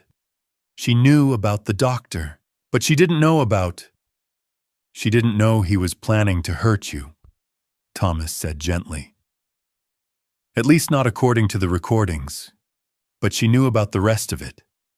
The fake diagnosis, the power of attorney, The plan to take your money. I slumped forward in my seat, covering my face with my hands. Sobs shook my body. Deep, wrenching sobs that I could not control. My daughter, I choked out. My only child. She wanted to rob me. And a stranger, someone I've only known for a few months, is the only person trying to save my life. Thomas did not say anything. He just sat there letting me cry. I sat in that empty parking lot and felt my entire world collapse. Everything I had believed in family safety home, it was all a lie. Margaret was gone. Jessica had betrayed me. And Brad, my son-in-law, the man I had welcomed into my family, had hired people to make sure I did not survive the week. What do I do? I whispered, finally my voice broken. Thomas put his hand on my shoulder. We go to the police. Right now. I nodded, unable to speak. Thomas started the car and pulled out of the parking lot. I watched the streetlights blur past the windows, my mind numb. And for the first time in my life, I understood what it meant to be truly alone. Thomas did not ask if I wanted to go to the police. He just started the car and drove. I sat in silence, staring out the window, my mind numb. The streets blurred past. Traffic lights, dark storefronts, empty sidewalks. Everything looked the same as it always had. But nothing would ever be the same again. At 11:45, Thomas pulled into the parking lot of the Pasadena Police Department on North Garfield Avenue. The building was lit up against the night sky, all glass and concrete and authority. Thomas turned off the engine and looked at me. Are you ready? I nodded, even though I was not sure I was. We walked inside together. The lobby was bright and sterile, with fluorescent lights and pale tile floors. A young officer sat behind the front desk, looking tired. Can I help you? He asked. Thomas stepped forward, his voice steady and clear. My name is Thomas Reed. This is Robert Hayes. His life is in danger tonight. His family is conspiring to defraud him and harm him. I have audio recordings as evidence. The officer blinked, suddenly more alert. Recordings, yes, Thomas said. 4 of them, spanning 3 weeks. I need to speak to a detective. Right now. The officer picked up his phone and made a call. A few minutes later, a man in a rumpled suit walked into the lobby. He was in his 50s with graying hair and sharp eyes. I'm Detective Sullivan, he said. Come with me. He led us down a hallway and into a small interview room. There was a table, a few chairs, a recorder mounted on the wall. Detective Sullivan gestured for us to sit. Start from the beginning, he said. I took a slow breath and began. I told him about Margaret, about the accident on the 210 freeway 8 months ago, about Jessica visiting more often after the funeral, about the questions she asked about my will, my retirement accounts, my money. I told him about the doctor's appointment, about Dr. Lawson in Pasadena, about the diagnosis I did not believe, about the prescription for donepezil. Thomas took over. He explained that he was a rideshare driver, that he had been driving Brad Morrison, my son-in-law, for the past 3 weeks, that Brad had been drunk, that Brad had talked. Thomas pulled out his phone and set it on the table. I recorded him 4 times. I know it's not standard procedure, but I had to. I knew something was wrong. Detective Sullivan leaned forward. Did the passenger consent to being recorded? Uber's terms of service allow drivers to record rides for safety purposes, Thomas said. Passengers consent by using the service. It's all documented. Sullivan nodded slowly.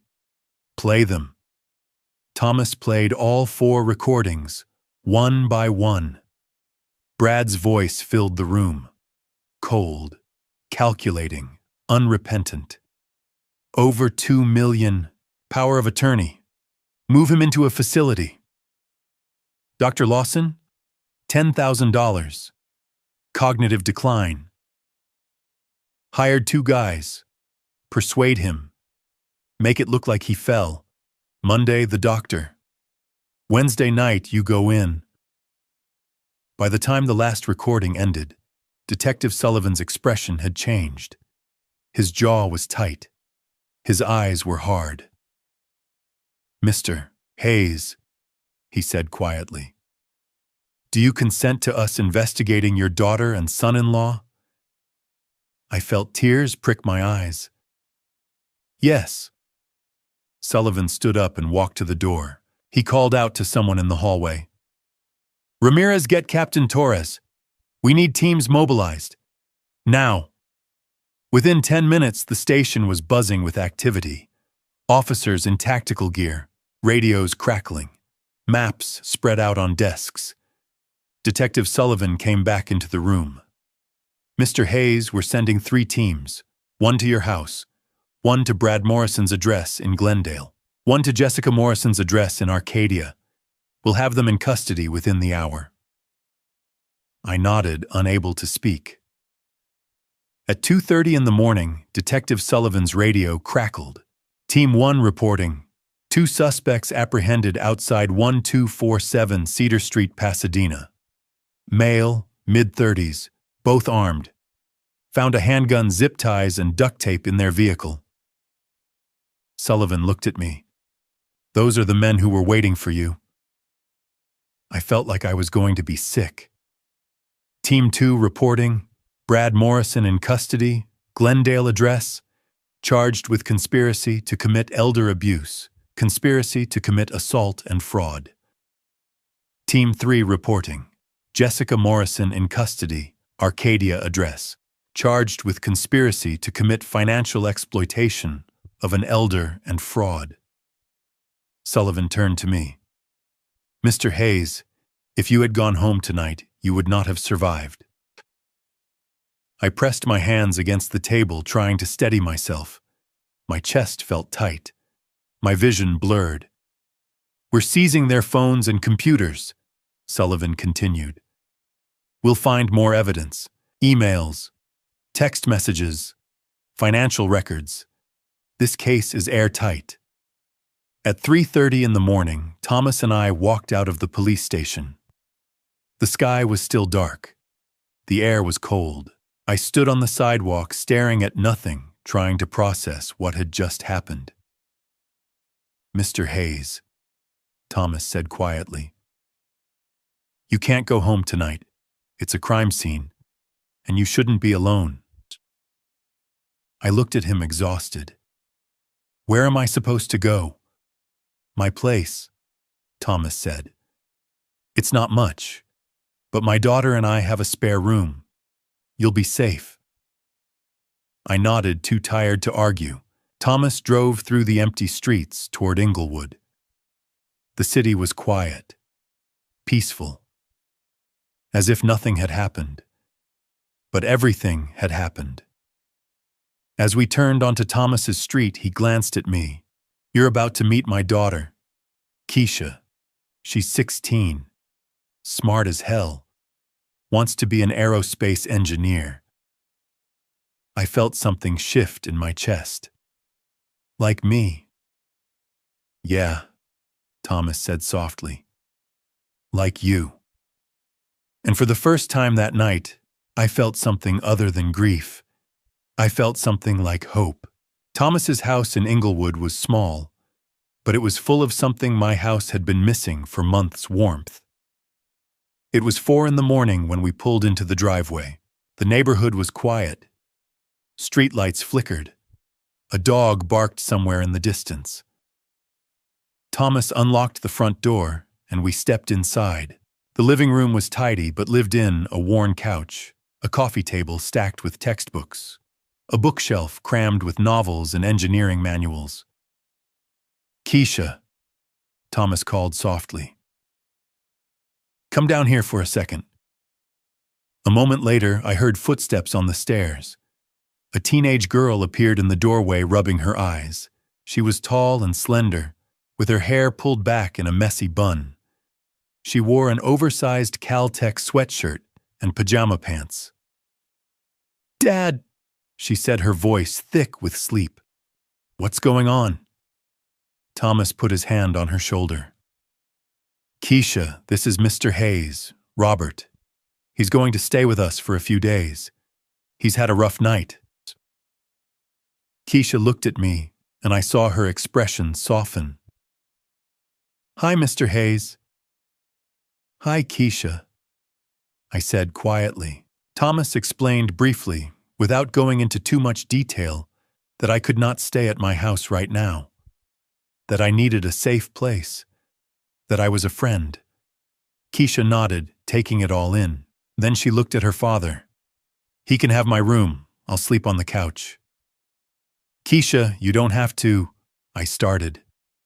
"It's okay," she said, smiling. "Really, I do it all the time when I'm studying late anyway." Thomas squeezed her shoulder. "Thank you, sweetheart." Keisha led me upstairs to her room. It was small, but bright, with a window overlooking the street. And it was filled with dreams. Posters of the solar system covered the walls. A framed photograph of the Hubble Space Telescope. A diagram of the Mars Curiosity rover. Her desk was stacked with calculus textbooks, physics notes, and a half-built model of the Saturn V rocket. I stood in the doorway, staring. You really want to be an aerospace engineer," I said. Keisha grinned. "Dad told me you used to work at JPL. Is that true?"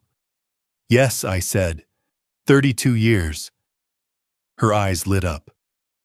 "That's amazing. What did you work on?" "Thermal management systems," I said.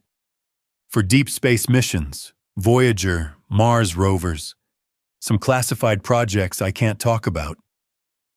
Keisha's smile widened. "That's so cool." I felt something shift in my chest. For the first time in months, I felt like I had something to offer. Something to give. "Get some sleep, Mr. Hayes," Keisha said. "We can talk more tomorrow." "Thank you, Keisha," I said quietly. She nodded and slipped out of the room, closing the door behind her. I sat down on the bed and stared at the posters on the walls, at the dreams of a 16-year-old girl who wanted to reach the stars.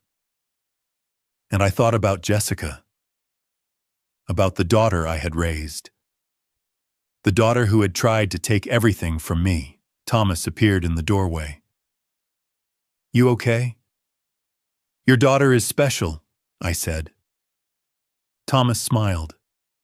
"I know. Everything I do for her. She's lucky to have you." Thomas was quiet for a moment. Then he said, "Get some rest. We'll figure everything out tomorrow." Over the next 3 days, I stayed at Thomas's house, and Detective Sullivan kept me updated. On Wednesday, Sullivan called. We found emails between Brad Morrison and Dr. Richard Lawson. Bank records show a $10,000 payment from Brad to Lawson labeled as a consulting fee. Lawson's in deep. I closed my eyes. So it was all fake. The diagnosis, the prescription, all of it. "Yes," Sullivan said. "All of it." On Thursday, Sullivan called again. We searched Jessica's apartment, found credit card bills totaling over $220,000. Gambling debts. Loans from unlicensed lenders, loan sharks. We also discovered she was fired from her accounting firm 18 months ago for embezzlement. She never told you. I felt like I had been punched. She told me she quit. She said she wanted a change. "She lied," Sullivan said gently. "I'm sorry." He continued. "The 2 men we arrested at your house, they're talking. They confirmed Brad hired them, $5,000 each. Their job was to force you to sign documents transferring your assets. If you refused, They were instructed to make it look like an accident. My hands were shaking. And Amiam, Hussein, and Jessica. Sullivan hesitated. She's admitted to the financial fraud. She knew about the fake diagnosis. She knew about the plan to get power of attorney.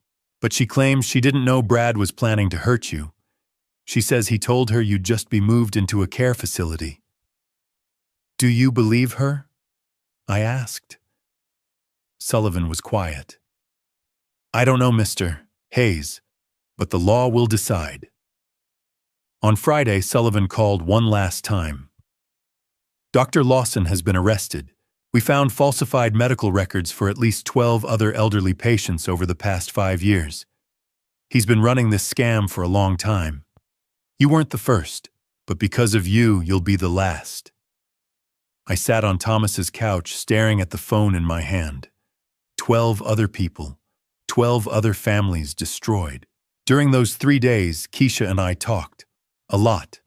She asked me about the Voyager missions, about the Golden Record, about what it was like to work on something that would leave the solar system and travel into interstellar space. I told her about the Mars rovers, about Spirit and Opportunity, about how we designed systems that could survive temperatures of minus 100 degrees Celsius and still function after years in the Martian dust.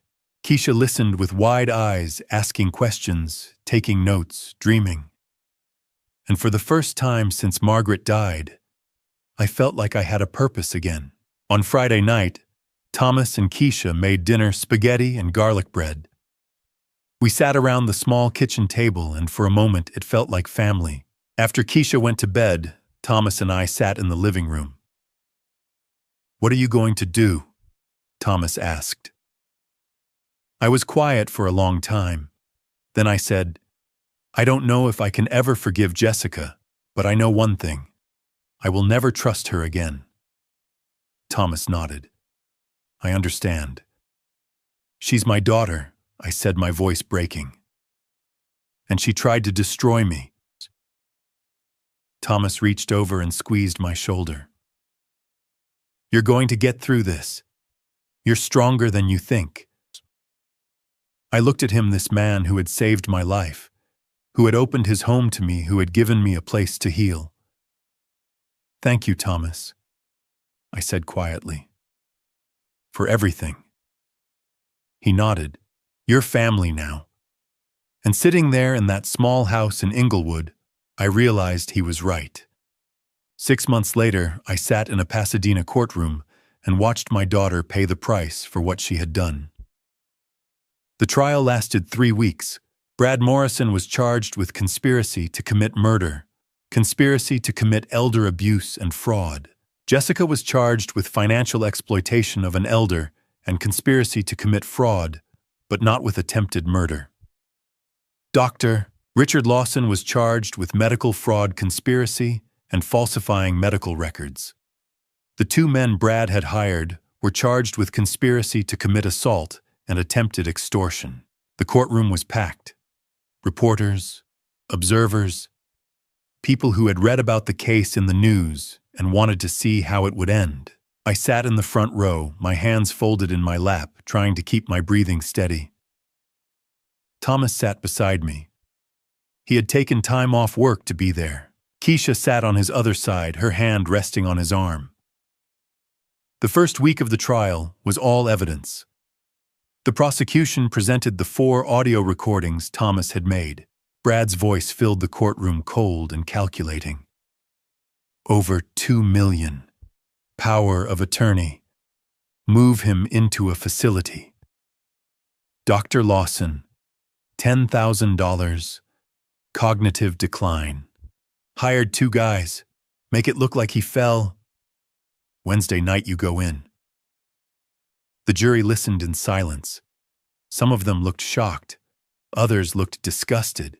The prosecution also presented emails between Brad and Dr. Lawson. Bank records showing the $10,000 payment. Financial records showing Jessica's $220,000 debt. And medical files showing that Dr. Lawson had falsified diagnoses for at least 12 other elderly patients, over the past 5 years. By the end of the first week, the evidence was overwhelming. The second week was testimony. Thomas took the stand first. He wore a simple gray suit and spoke clearly, calmly, the way he always did. The prosecutor asked him how he had met me. Thomas explained that he was a rideshare driver, that I had been his passenger for several months, that we had developed a friendship. Then the prosecutor asked him about Brad. Thomas explained that Brad had been his passenger as well, that Brad had been drunk on multiple occasions, that Brad had talked about an old man in Pasadena, about a house worth millions, about a plan to take everything. "Why did you record him?" the prosecutor asked. Thomas looked at the jury. "Because I'm a former insurance fraud investigator. I spent 12 years identifying people who exploit vulnerable populations, and 3 years ago I tried to stop a doctor who was defrauding elderly patients. I failed. I was fired for trying to do the right thing." He paused, his voice steady but firm. "I couldn't let another elderly person be exploited, especially not someone I knew, someone I cared about." The prosecutor nodded.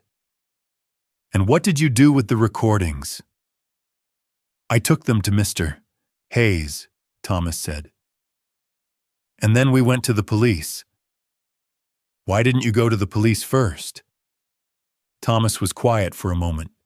Then he said, "Because Mr. Hayes needed to hear it himself. He needed to know that his family was planning to hurt him, and he needed to make the decision to act." The prosecutor asked one final question. "Do you believe that if Mr. Hayes had gone home that night, he would have survived?" Thomas looked directly at the jury. "No, I don't. The 2 men Brad hired were waiting outside his house. They were armed. They had zip ties and duct tape. If Mr. Hayes had gone inside, he would not have walked back out." The courtroom was silent. Then it was my turn. I walked to the witness stand on unsteady legs. I placed my hand on the Bible and swore to tell the truth. The prosecutor asked me to describe my life before the events of November. I told them about Margaret, about the accident on the 210 freeway, about the grief that had consumed me for months. I told them about Jessica, about how she had started visiting more often, about how she had asked questions about my will, my retirement accounts, my money. "Did you find that unusual?" the prosecutor asked. "At the time, no," I said. "I thought she was being thoughtful. I thought she was worried about me. And now?" I looked across the courtroom at Jessica. She was sitting at the defense table, her hands folded, her eyes red. "Now I know she was planning to rob me," I said quietly. The prosecutor asked me about the doctor's appointment. I described Dr. Lawson's office, the tests, the diagnosis, the prescription for donepezil.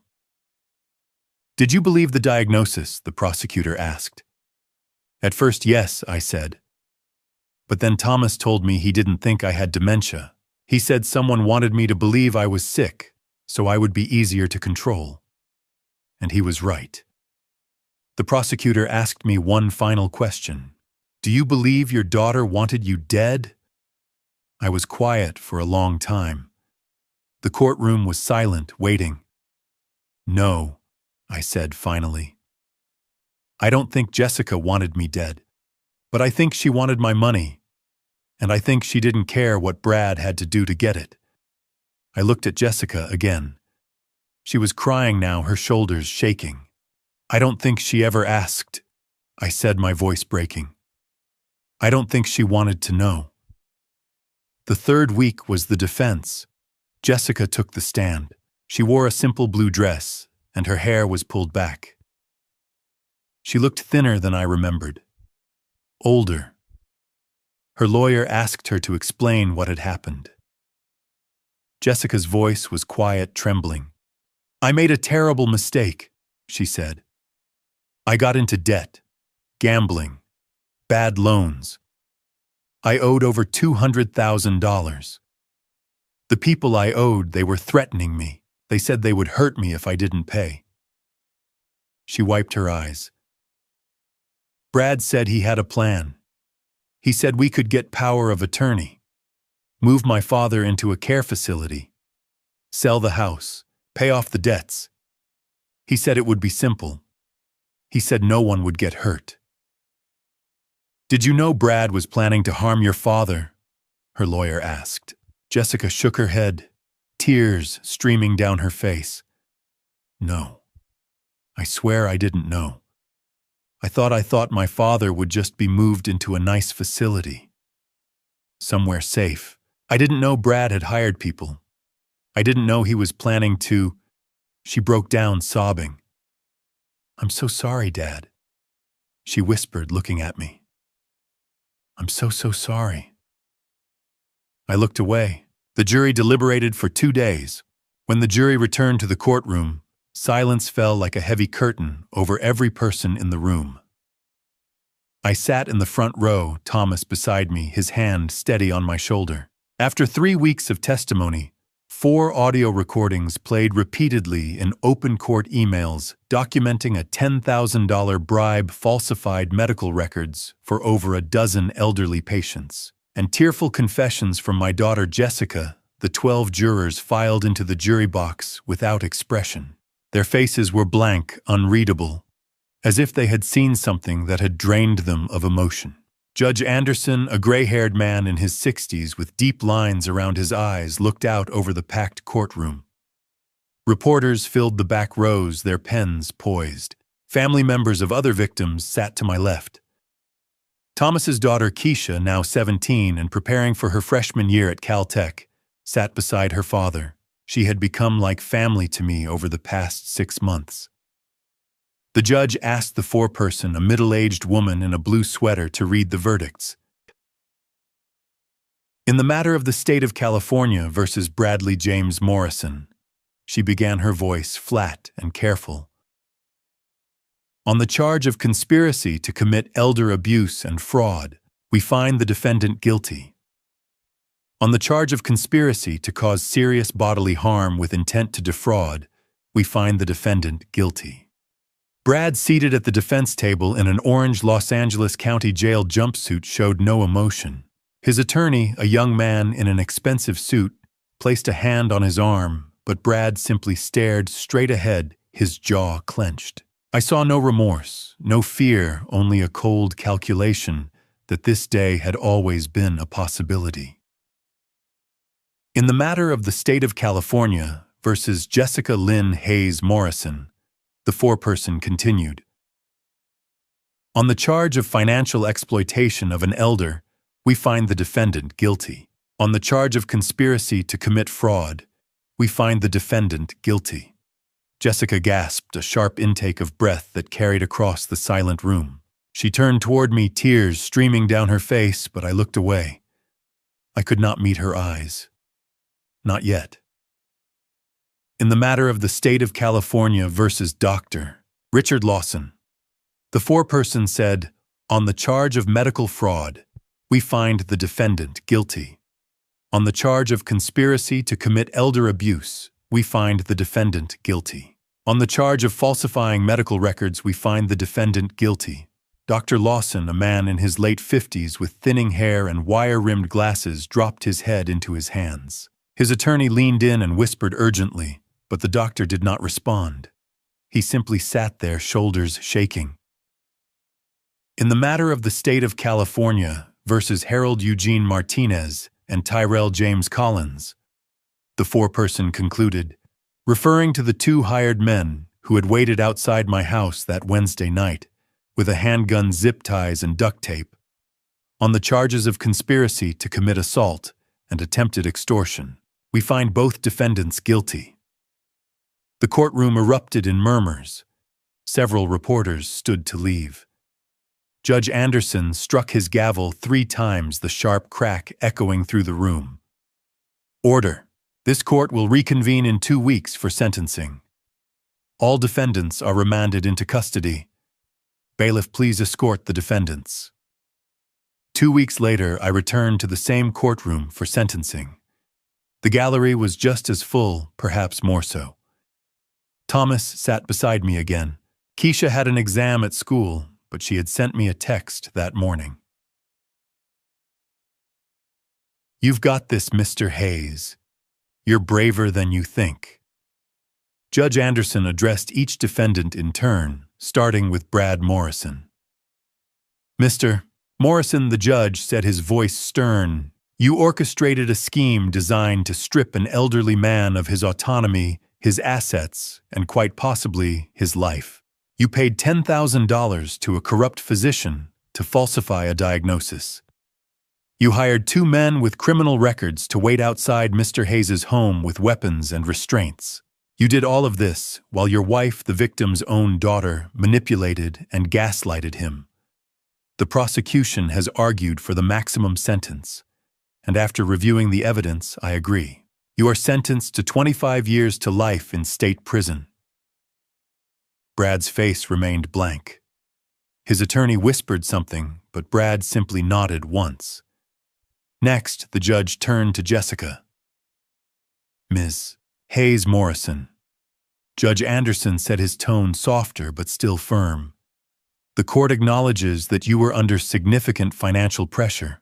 A $220,000 gambling debt, a history of job loss due to embezzlement and manipulation by your husband are all mitigating factors.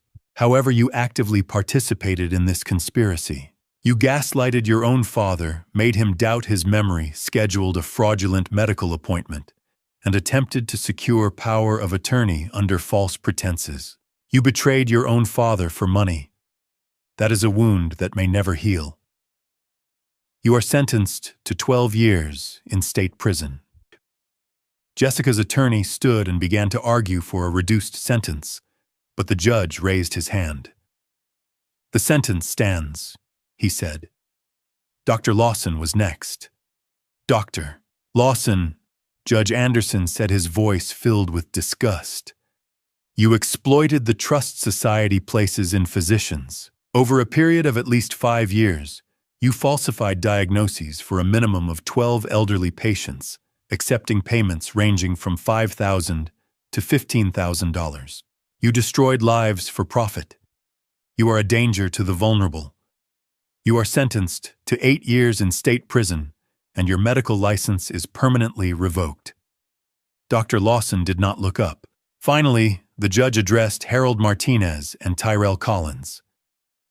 "Mr. Martinez and Mr. Collins," he said, "you were hired to commit violence against an elderly man for $5,000 each. You both have prior felony records. You waited outside his home with weapons and restraints. The only reason you did not succeed was that Mr. Hayes never entered his home that night. You are each sentenced to 15 years in state prison." Before the hearing concluded, Judge Anderson looked at me. "Mr. Hayes," he said, "the court recognizes your courage in coming forward. You have the opportunity to make a victim impact statement if you wish." I stood my legs, trembling. I turned to face Jessica, who sat at the defense table in a gray jumpsuit, her hands cuffed in front of her. "Jessica," I began, my voice breaking, "you were my only daughter. I held you the day you were born at Huntington Memorial Hospital. I taught you to ride a bike on Cedar Street. I sat in the audience at your high school graduation. I walked you down the aisle on your wedding day. When your mother Margaret died 8 months ago in a highway accident, you were the first person I called. You came to the funeral. You hugged me. You promised you would always be there for me." Jessica sobbed, her shoulders shaking violently. "But you chose something else." I continued, tears streaming down my face. "You chose debt over family. You chose lies over love. You brought me to a fraudulent doctor who diagnosed me with a disease I did not have. So you and your husband could take my home, my savings, and my freedom. You scheduled a fake appointment for a Monday, knowing that 2 days later on Wednesday night, men with weapons would be waiting outside my house to force me to sign away everything, or worse." I paused, trying to steady my voice. If my rideshare driver Thomas Reed had not been paying attention, if he had not recognized your husband Brad from previous rides, If he had not recorded Brad's drunken confessions, if he had not driven past my house that Wednesday night, instead of stopping, I would have walked through my front door and into a trap. I would not be standing here today. Jessica looked up, her face red and swollen with tears. Dad, I'm so sorry. I never wanted you to get hurt. I will always love you, Jessica. I said quietly, my voice barely above a whisper. But I will never trust you again. The courtroom was silent. Even the reporters had stopped writing. As the bailiff stepped forward to lead Jessica away, she turned back one last time, her voice choked with sobs. I love you, Dad. I nodded, but I felt nothing inside. No peace, no satisfaction, only a deep, bottomless emptiness that seemed to expand with every breath. Thomas placed his hand on my shoulder. Let's go home, he said softly. We walked out of the Pasadena courthouse into the bright California sunlight. The trial was over.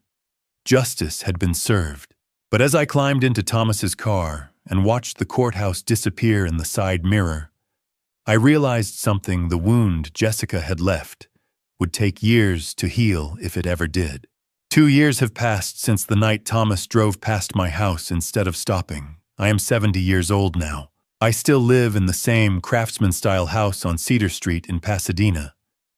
The house Margaret and I bought decades ago for a little under $400,000. The house that is now worth over $2 million. The house my daughter Jessica and her husband Brad Morrison tried to steal from me. But I am no longer alone. 6 months after the trial, Thomas and his daughter Keisha moved in with me. Thomas no longer drives for Uber. Technically, I hired him as my personal assistant, helping me manage my finances, coordinate my volunteer work at the VA Medical Center, and maintain the house. But that is just a formality. In reality, we treat each other like family. Keisha is 18 now. Last fall, she was accepted into the California Institute of Technology, known to everyone in Pasadena simply as Caltech, with a major in aerospace engineering. When the acceptance letter arrived, she ran through the house screaming, waving the envelope in the air. Thomas cried. I cried too, remembering the first night I met her. A quiet 16-year-old girl with a poster of the Hubble Space Telescope on her bedroom wall and a half-built model of the Saturn V rocket on her desk. I cover all of Keisha's tuition, housing, and living expenses. It is not charity. It is an investment in a brilliant young mind, and more than that, it is what family does. In return, Keisha lets me be her informal advisor.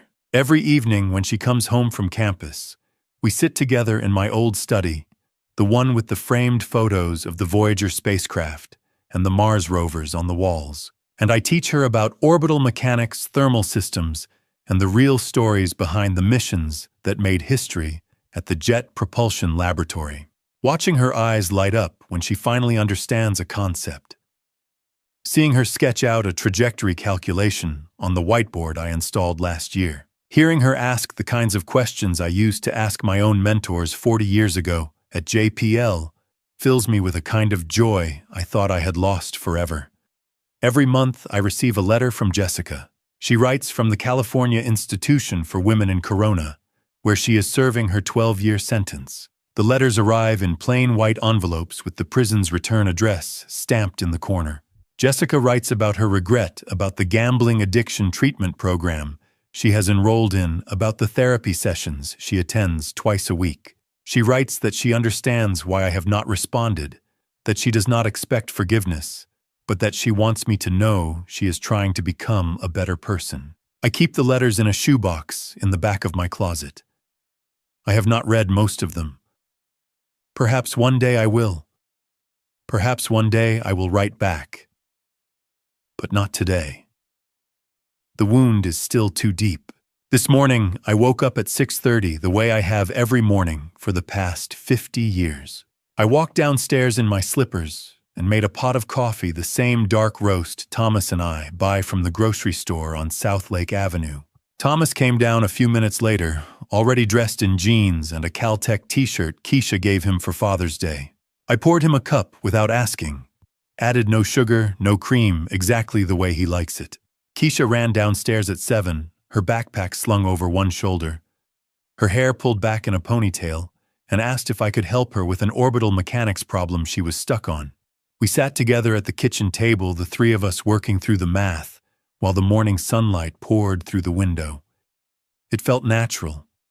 It felt like home. I think about Margaret often. I think about the 42 years we spent together, the vacations to Yosemite, the quiet Sunday mornings reading the newspaper together, the way she used to hum while she cooked dinner.